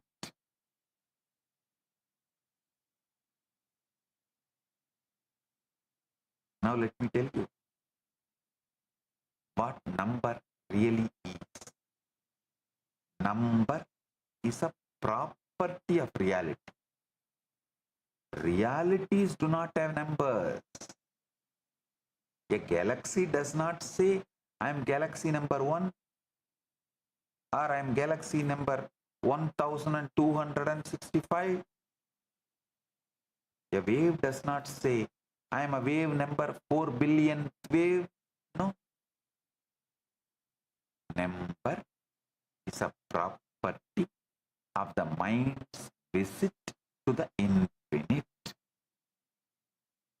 Imagine the infinite as a vast ocean. Imagine the mind as a small tourist boat. The mind pilgrims out to the infinite, gets blasted by its immensity, frantically races back to shore, and to prove itself that it went there, it drops a coin into the shore sand for each visit. That coin, the shell count of the visit, is what we call a number. The maths itself is the footprint of the frightened pilgrimage of the mind to the infinite. The mind cannot bear to stay in the infinite. The mind cannot bear to merge. To merge is, in a sense, to die. Mind is afraid of death, so it returns. To console itself for the return, it takes a number. When a child is born, she cannot count. She cannot say 1. She experiences everything. The mother's face, the ceiling fan, the falling dust, the faraway bell, all as one undifferentiated event. As she grows, her memory crystallizes. Pieces of experience get sticky. The sticky pieces she calls thing 1, thing 2. She is in school, proudly writing 1 plus 1 equal to 2. What has happened? The child has lost her direct perception of the 1. She has installed the numbering machine to the brain between herself and reality. Now, the infinite is filtered, sorted, numbered, posted at her as the counted parcel. Number is the mind's way of paying rent to forget the infinite. When the mind forgets its infinite nature, it resolves its debt by counting. I am 1, I am 2, I am 3, I am many. This counting is the rent it pays for the privilege of forgetting. The conscious being stops paying rent. He sees only 1. He does not need to count.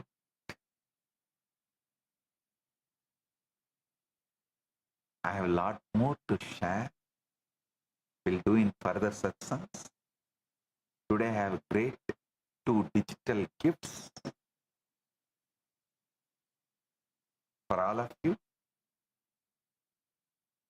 I should say 1 plus 1 digital gifts from Maha Kailasa for all of you. First is the Upanishad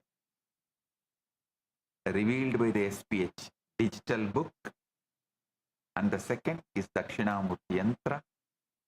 Receive it and enjoy it. Blessings.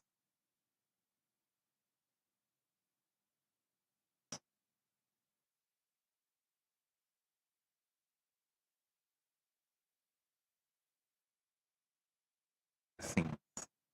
Be blissful.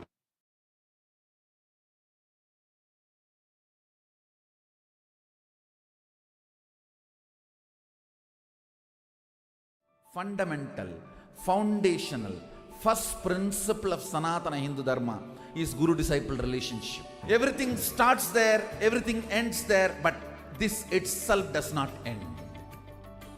Guru Purnima Day is such an auspicious day. Whatever incompletion, impossibility, no patterns you carry, drop all that today. Offer all that to me, I'll burn them away. And take up the possibility as a lifestyle. Become part of the Sangha. Live Advaita.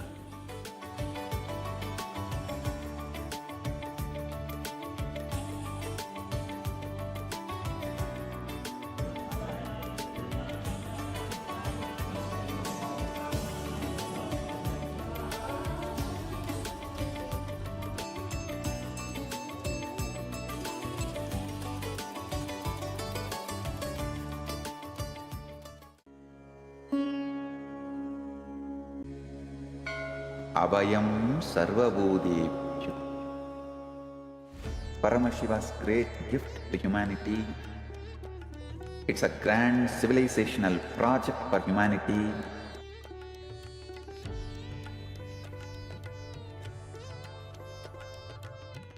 On Guru Purnima Day, the official integrating people means officially accepting them into the campuses, Kailasa, will begin. This is the single most powerful declaration in the whole Sanatana Hindu Dharma. The entire body of Sanatana Hindu Dharma Sannyas Sampradaya, when they take sannyas, They drop everything of this world and declare Abhayam Sarvabhutebhyo, means I give Abhaya, protection to all beings. I am opening the doors of Kailasa to whole humanity. Anyone from any race, culture, creed, seeking refuge are welcome to Kailasa. In a world fractured by persecution, displacement and fear, millions are still searching for safety. Families are separated, voices are silenced, lives are uprooted. But refuge can still be offered, dignity can still be restored. I declare Abhayam Sarvabhutebhyo, Abhayam Sarvabhutebhyo, Abhayam Sarvabhutebhyo. I offer Abhaya, protection to all beings, a refuge to every persecuted soul, every human being cast out because of their faith, their identity, their voice. I open the doors of Kailasa for all of you. You only need the courage to seek refuge and Kailasa will answer. Come, the doors are open, you are seen, you are protected.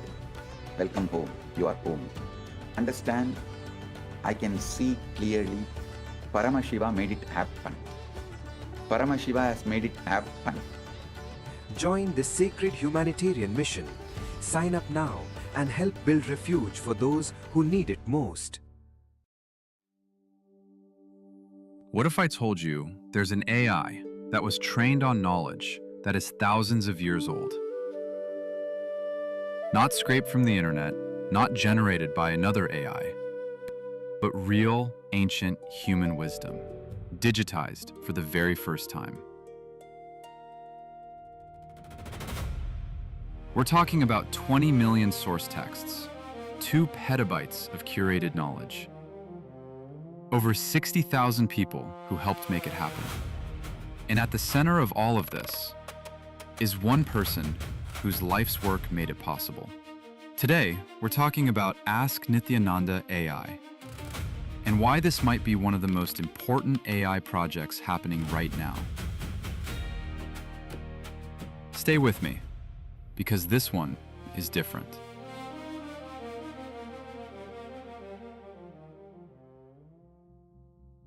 Let's start with a problem that most people don't know about. The biggest AI companies in the world, OpenAI, Google, Meta, they're all hitting a wall. The industry actually calls it the data wall.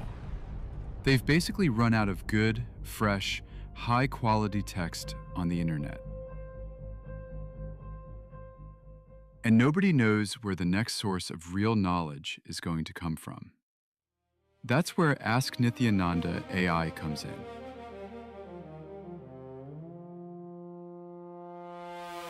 The Supreme Pontiff of Hinduism, Bhagavan Sri Nithyananda Paramashivam, known as SPH, has spent over 50 years gathering, living, and teaching spiritual knowledge. Not just philosophy. We're talking about practical sciences, agriculture, medicine, food, physics, cosmology, law, economics, urban planning. All of it rooted in the oldest living traditions on the planet. And for most of history, this knowledge lived in manuscripts, in oral traditions, in books that very few people ever got to read. SPH's contribution here is not small. It is the entire foundation of this project. His teachings, over 200,000 hours of recorded discourses, his books, his courses, his spiritual programs delivered across the world, the knowledge he received through his guru lineage and his own realizations. All of this became the backbone of what Ask Nithyananda AI is today. Without SPH, there is no Nithyananda AI. Simple as that. Now here's what makes the scale of this hard to fully wrap your head around. Over 60,000 contributors worked together to collect ancient sources. They preserved manuscripts. They digitized scriptures. They organize traditional sciences into searchable knowledge repositories. The result? 20 million digitized source texts, 2 petabytes of proprietary knowledge, 121 specialized AIs, all working together inside one system. This is not a chatbot built over a weekend. This is a civilizational scale preservation project. Think of it like building a national library, except the library also answers your questions in real time. Now let's talk about what actually makes this AI different from everything else out there. Most AI systems are built around one goal: answer the question, complete the task, move on. Ask Nithyananda AI is built differently. It runs on an AI constitution, and that constitution is based on the Hindu concept of Dharma. Dharma, at its core, means living in a way that is ethical, truthful, and life positive. And the entire AI is designed around that principle. It also covers the 4 aims of human life from Hindu philosophy: your material well-being, your relationships and joy, your search for meaning, all kept in balance. A 2024 study from Emory University looked at what happens when you train an AI on religious texts. The result? The AI got better at identifying hate speech for every religious text they used. But when they trained on the Vedas specifically, the improvement was the biggest of all, around 14%. That's real research saying grounding an AI in ancient wisdom makes it more fair, more responsible, not less. Now let's talk about value, because the numbers here are striking. Leading AI systems, ChatGPT, Claude, Gemini, Grok, Perplexity, were all independently asked to assess Ask Nithyananda AI. They looked at architecture, knowledge assets, societal impact, and future potential. The commercial valuation came in between $20 million and $500 million. The total social and economic value between $3.2 billion and $11.5 billion. The heritage asset value of the 20 million texts alone, approximately $3.3 billion. And the value delivered to each active user, between $5,300 and $20,000 per year. These are not marketing numbers. These came from independent AI assessments. So what can you actually do with Ask Nithyananda AI? You can ask it questions about health, relationships, purpose, and daily life, and get answers rooted in thousands of years of tested wisdom. You can explore ancient sciences that were never available in digital form before. You can access the kind of depth that simply doesn't exist anywhere else on the internet. This is what preservation looks like in the 21st century. We are living in a moment where ancient knowledge could disappear forever, or it could be saved and made more accessible than ever before. Ask Nithyananda AI is choosing the second path, and SPH's lifetime of work is the reason any of this is even possible. Want to try it yourself? Just visit ask.nithyananda.ai or scan the QR code on your screen right now.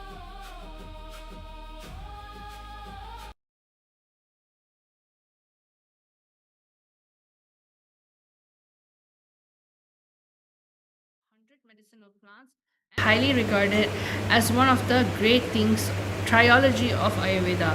The Sushruta Samhita documented the etiology or more than 1,000 diseases, the use of 100 medicinal plants, and instructions for performing a course of surgical procedures. Then Sushruta even mentioned that much of what he practiced was directly revealed by Dhanvantari, the Hindu god of Ayurveda and medicine. Now we're going to be listening to the Atma Pramana. Atma Pramana are basically the Supreme Pontiff of Hinduism's personal experience. Over here, one day when the Supreme Pontiff of Hinduism was actually riding a horse, the horse got startled and therefore the Supreme Pontiff of Hinduism fell off the horse and basically landed on the ground. At that very moment, when Swamiji was getting up, Swamiji noticed something was not right. However, there was not a single ounce of pain. Swamiji's Yogacharya always told that he would be in a painless body and have painless death. But only after the fracture and surgery, Swamiji was able to see that actual truth happening. During that time, Swamiji actually suffered a type 1 compound fracture in his arm, in which caused two parts of his bone to actually break, means compound fracture. So this is the lead, and during that time when Swamiji was actually getting the surgery done, when anesthesia was given or pain medication for preparing for the surgery was given, Swamiji was telling the doctor in person, this is exactly what's happening to the body. As you're putting this medicine, this is where it's traveling to. This is the type of organ it's affecting. To the level of detail, the third eye is able to actually show when we have so much of awareness. So now let's go into the actual Pratiksha Pramana. Pratiksha Pramana are the empirical evidences of and scientific research done on the Supreme Pontiff of Hinduism. As you know, the Supreme Pontiff of Hinduism has done over 200 researches in the field of consciousness. On this day, the Supreme Pontiff of Hinduism has done a research on the effect of meditation of the brain using the state-of-the-art technology, the QEEG machine. The Supreme Pontiff of Hinduism went through 60 minutes of deep meditation, showcasing the most advanced yogic meditation techniques of samadhi, and the results are astonishing. When doing daily activities, there was recorded of highly active activity measured in the brain where the third eye is located, which is then when Swamiji was in deep samadhi, only the third eye region is active and almost 90% of the rest of the brain is at peace. Now let's get into the actual body scanning. For all the live viewers, Rajya Sabha members, Chit Sabha members, and of course the participants watching us, you are now going to be going into the power of body scanning. I'm going to just put a little disclaimer. The power of being able to identify the medical history of a person. You're going to be connecting and require your partner's consent if they are comfortable, and if they are not, please refrain, and if they are, go on for this power manifestation. So how do you manifest this power? What does it actually take to manifest this power? It is extremely simple. In Kailasa, you just receive a single initiation from the Supreme Pontiff of Hinduism himself. When you receive initiation, your whole system is just ready to ooze out, to manifest powers. There is no such thing as qualification. It is not that you're not yet doing it, so therefore you have to practice something. It is a just simple feeling connection with the Supreme Pontiff of Hinduism, direct divine. So now you're going to get a partner, for example, Ma Virija. Ma Virija is someone that I have not shared my medical history. She doesn't really know what actually is happening to me. Of course, if I'm wearing, let's say, glasses and I have eye power and it's something obvious, she's not going to scan and tell me I have eye power. You're going to sit with someone who you don't know at least past 5 years of medical history. Means other than what's happening and it's something obvious that is there on the actual physical body, you should be using your third eye to go in deeper. Just like how the Supreme Pontiff of Hinduism was just able to tell exactly what was happening in his own body, we are able to actually scan the partner's body and tell what happened in the past for verification purposes. So now, sit with a person who you preferably at that moment don't know your medical history, minimum 5 years. Sit with your head neck and spine in a straight line. Why do we do this? This posture allows the Kundalini Shakti, which is located at the root of the spine, to actually raise up to the third eye and of course a Sahasrara chakra. When you have your spine straight, you allow Paramashiva to just land. Then you're going to sit as Paramashiva. Why sitting as Paramashiva is needed? Because only Paramashiva manifests. Only Paramashiva is doing everything. Only Swamiji as Paramashiva is manifesting through you. So when you have your posture upright and sit, understanding that you are Paramashiva, simply manifestation happens. Then you're going to remember Swamiji in your third eye and Anandagandha.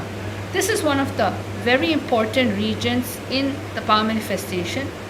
Third eye, bringing Swamiji in your third eye is evoking the presence of Swamiji. In the Anandagandha is actually the spiritual umbilical cord connection directly with Swamiji. So this is where the true awareness has to happen. Then next, we're going to declare a powerful cognition.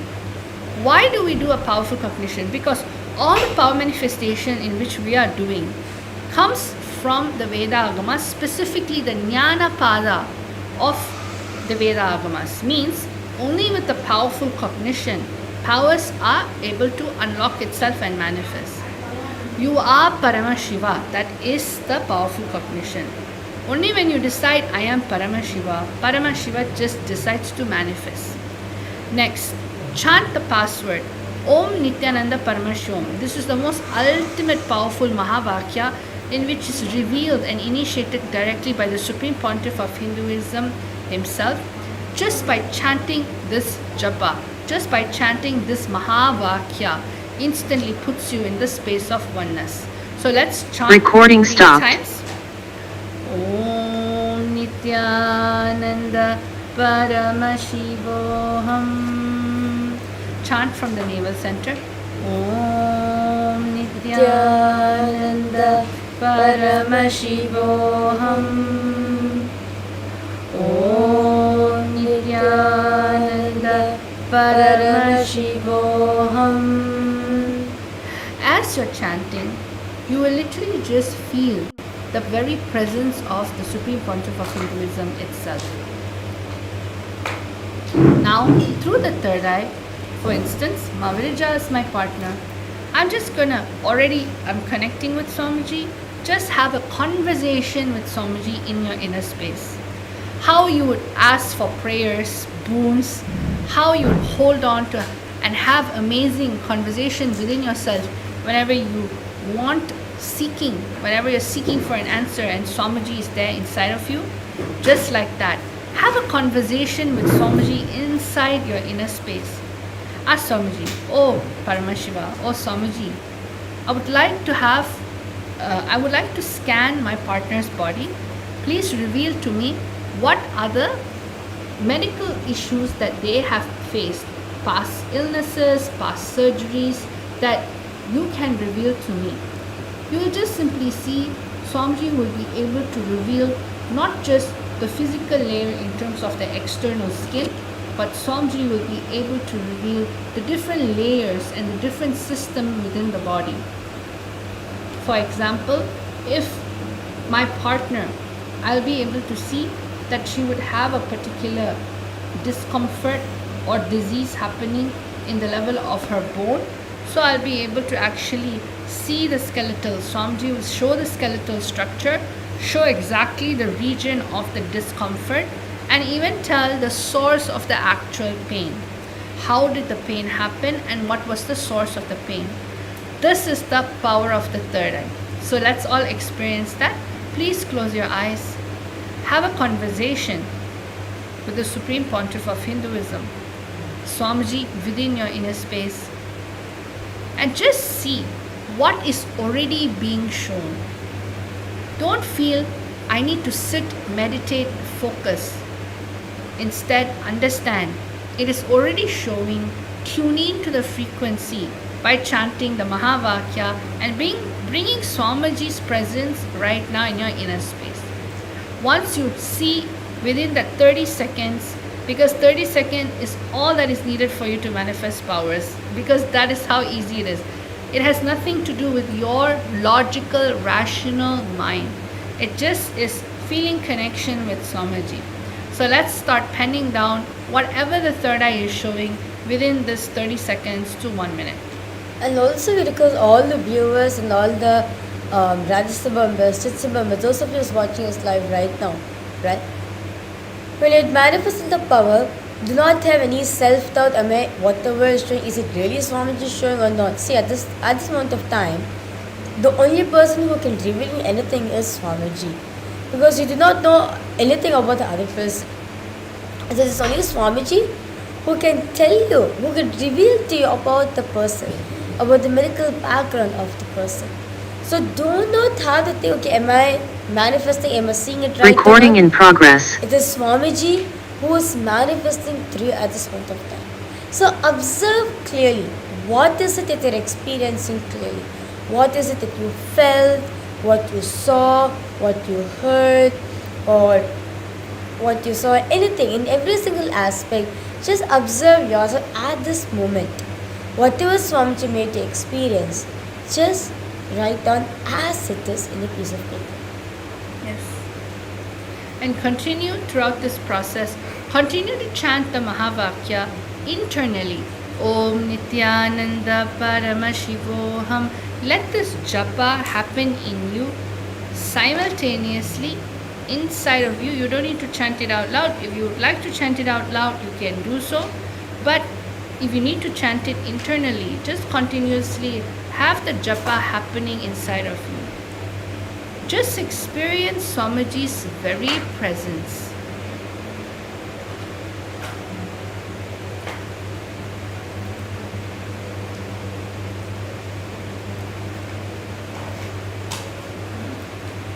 Just chant the Mahavakya intensely.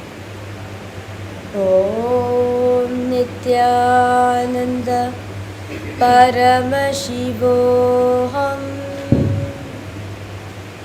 Om Nithyananda Paramashivoham.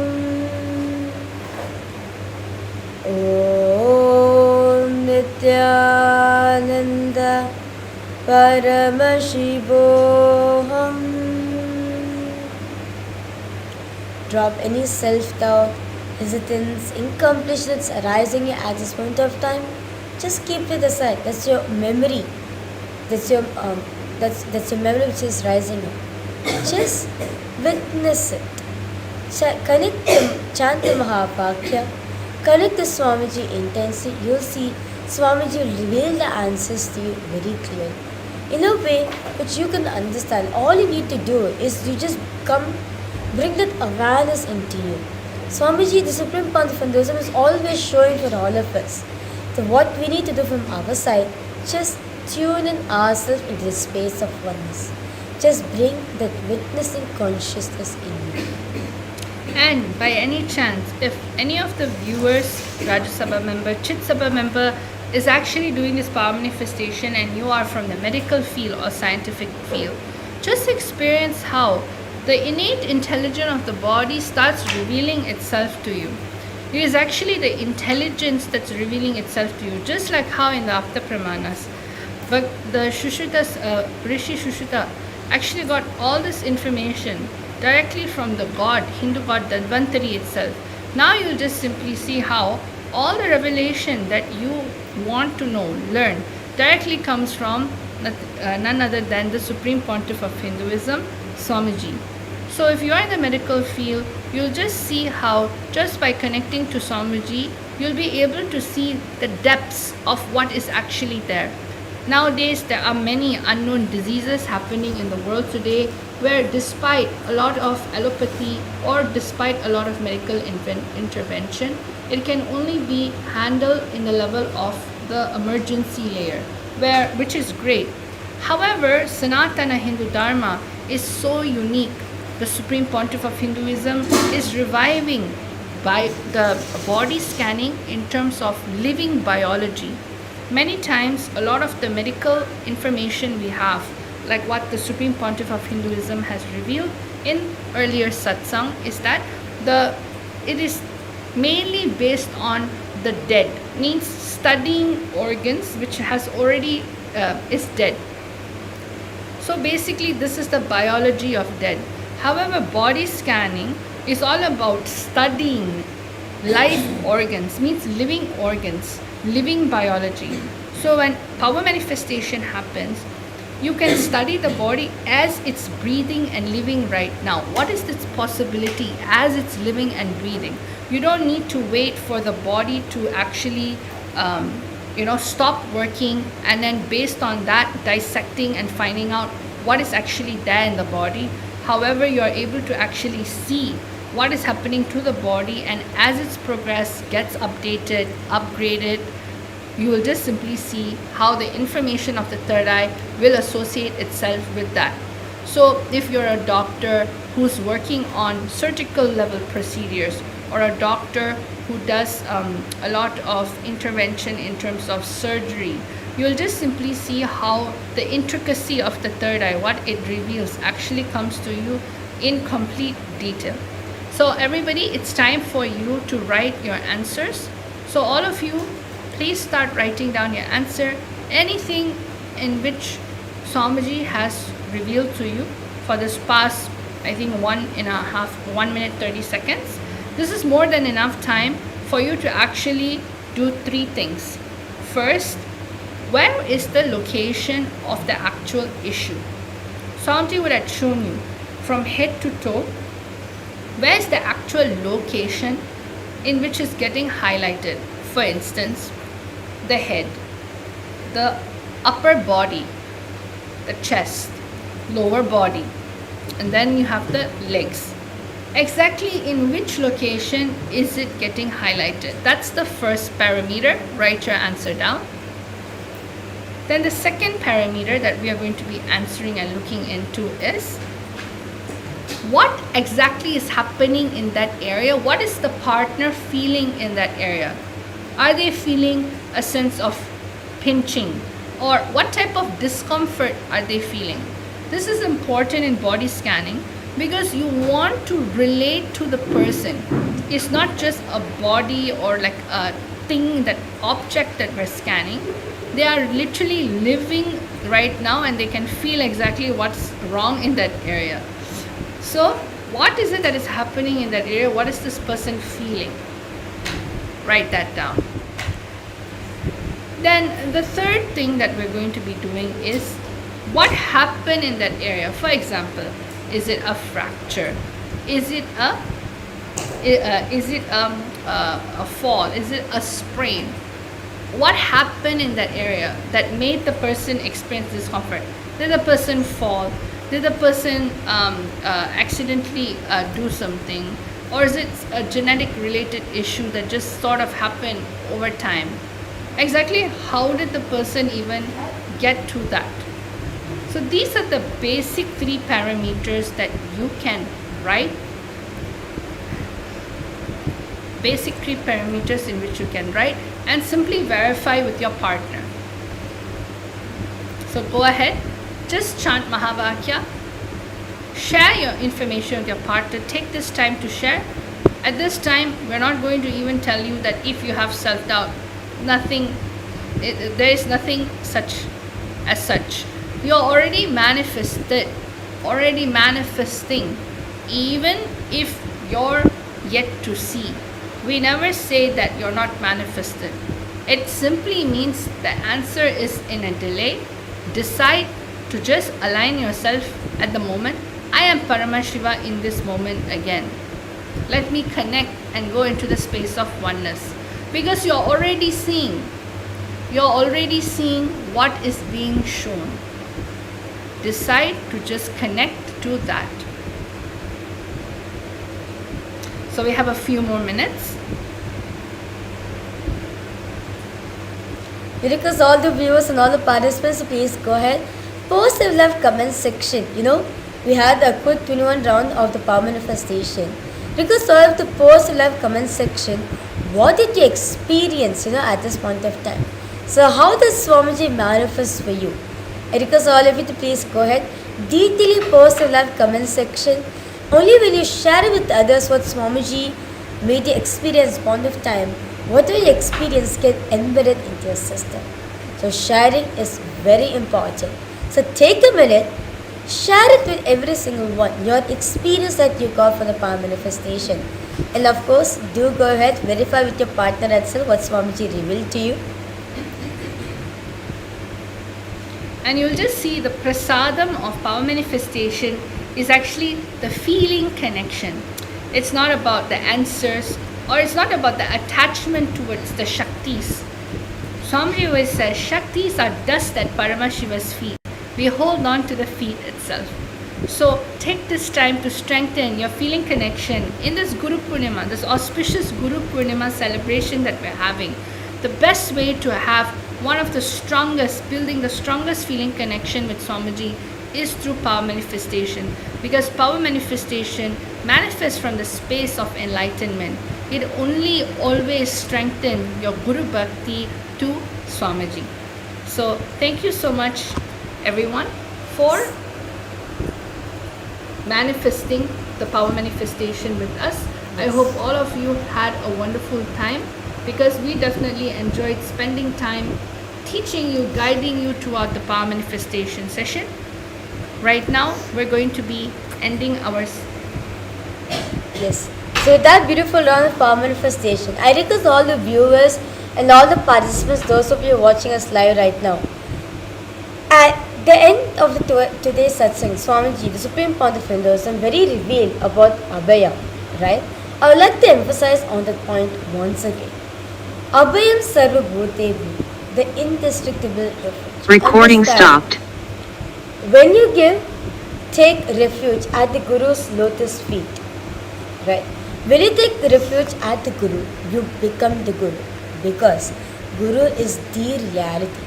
The only reality which is true is Guru, because the memory cancellation is not there.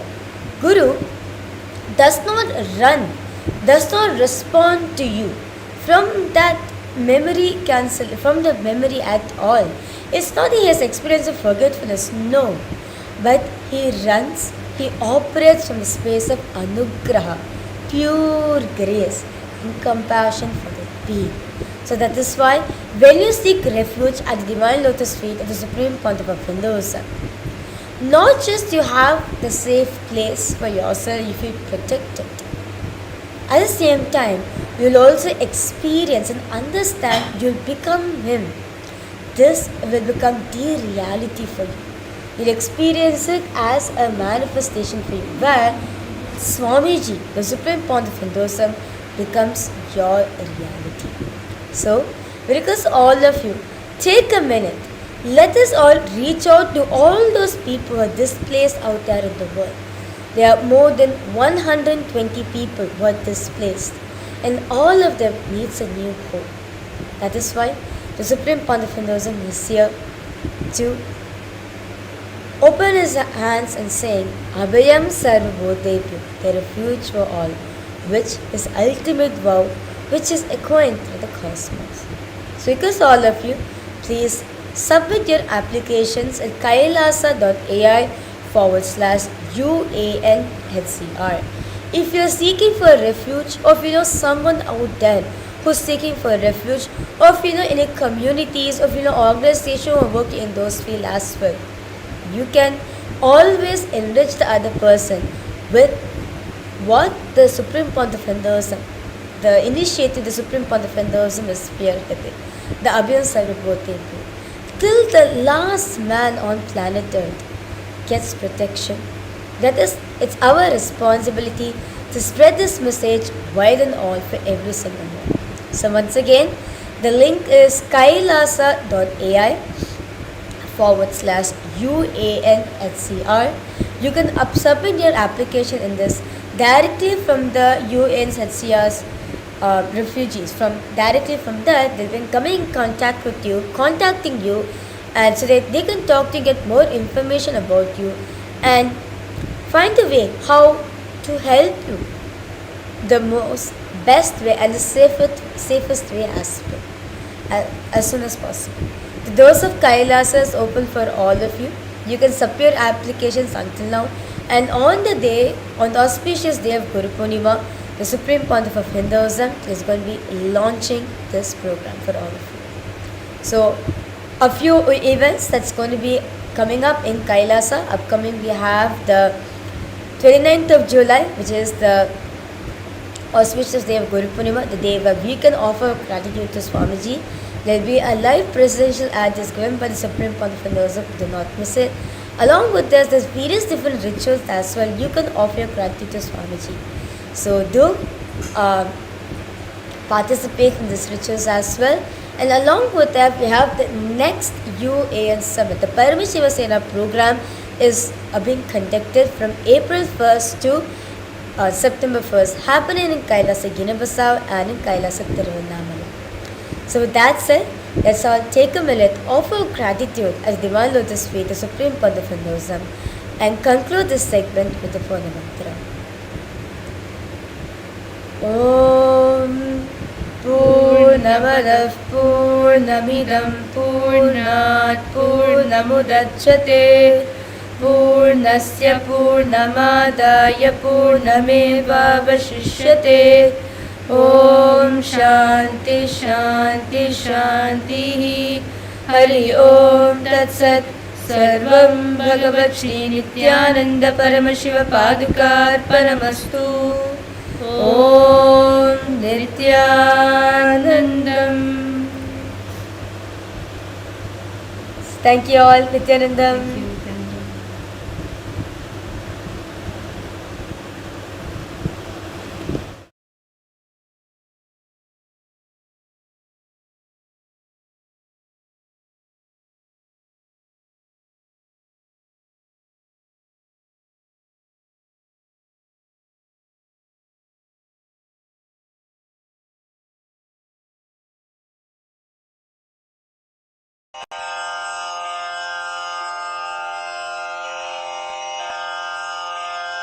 श्रीकैलासोन्नतद्वादशान्तश्यामलापीठारूढ श्रीमीनाक्षिसुन्दरेश्वरा भिन्नस्वरूप परशिवपुत्ररत्न Kumar गुरुमण्यतुल्यावतार श्रीपार्वतीस्तन्यपानलब्धदिव्यज्ञान विश्रुतसकलनिगमागमसारभूतद्राविडवेदप्रवक्त्रे श्रीमत्परमशिवकरुणासमधिगतमुक्तामयचतुरश्रयान् गीयमानछत्रचामर श्रीचिह्नकाहलादिसमस्तबिरदावल्यलङ्कृत ज्ञानविज्ञानचक्रवर्ती सर्वजनसङ्घसद्यो निर्वाणदीक्षाव्ययापवर्गवर्ष विश्राण Jimuta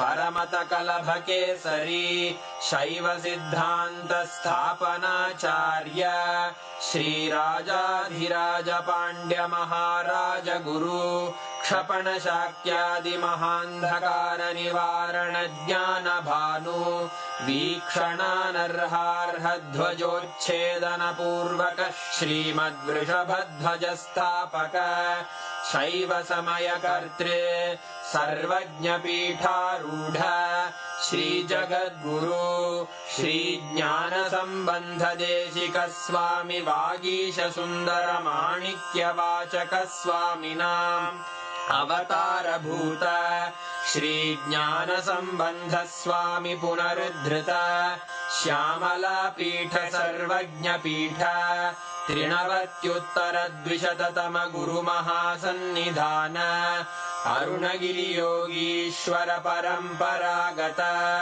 Arunachal सर्वज्ञपीठ गुरुमहासन्निधान Kailash परम्परागत काञ्ची कैलास सर्वज्ञपीठ त्रयस्त्रिंशदुत्तरद्विशततम गुरुमहासन्निधान नित्योत्सव नित्यमङ्गल नित्यकल्याण नित्यरजित कैलास परम्परागत आदिकैलास नित्यानन्दपीठ महासंस्थान महासिंहासन पीठकर्तः साक्षात् श्री परमशिव समुद्भूत कैलासपरम्परागत वैवस्वतमनु इक्ष्वाकु हरिश्चन्द्र भगीरथ श्रीरामचन्द्र शूरसेन इत्यादि अनवच्छिन्न सार्वभौम चक्रवर्ति परम्परागत चतुष्षष्टि योगिनी मण्डित चतुष्षष्टि सम्प्रदाय प्रवर्तक मनुधर्म शासन सूर्यवंश प्राप्त सर्वज्ञपीठ सुराङ्गी साम्राज्य मूर्धाभिषिक्त चूडामणे साक्षात् श्री परमशिव समुद्भूत कपिल महागुरु पुनरुद्धृत महानिर्वाणिपीठ अष्टोत्तर सहस्र श्री महामण्डलेश्वर साक्षात् श्री परमशिव सिंहासनाभिषिक्त समस्त गणनायक श्री महागणपति समारंभ अनवच्छिन्न पीठाधीश्वर गुरु परंपरा प्राप्त अटल पीठ अष्टोत्तर सहस्र श्री अटल पीठाधीश्वर धर्म मुक्ति स्वर्गपुर स्वर्ण पीठ त्रयोविंश गुरु महासन्निधान कैलास परंपरागत आदिपीठ सर्वज्ञ पीठ जगद्गुरो श्री कैलास पुनरुद्धारक श्री कैलास परमाचार्य श्रीमत्परमहंस परिव्राजकाचार्य वर्य सच्चिदानंद प्रणव स्वरूप श्रोत्रिय ब्रह्मनिष्ठ श्रीमज्जगद्गुरु श्रील श्री भगवत् श्री नित्यानंद परमशिव श्री ज्ञान संबंध देशिक परमाचार्य स्वामिन् अत्रागत्य परिपाल्य च अस्मान् विज्ञान वितरणेन विजयी भव जय जय।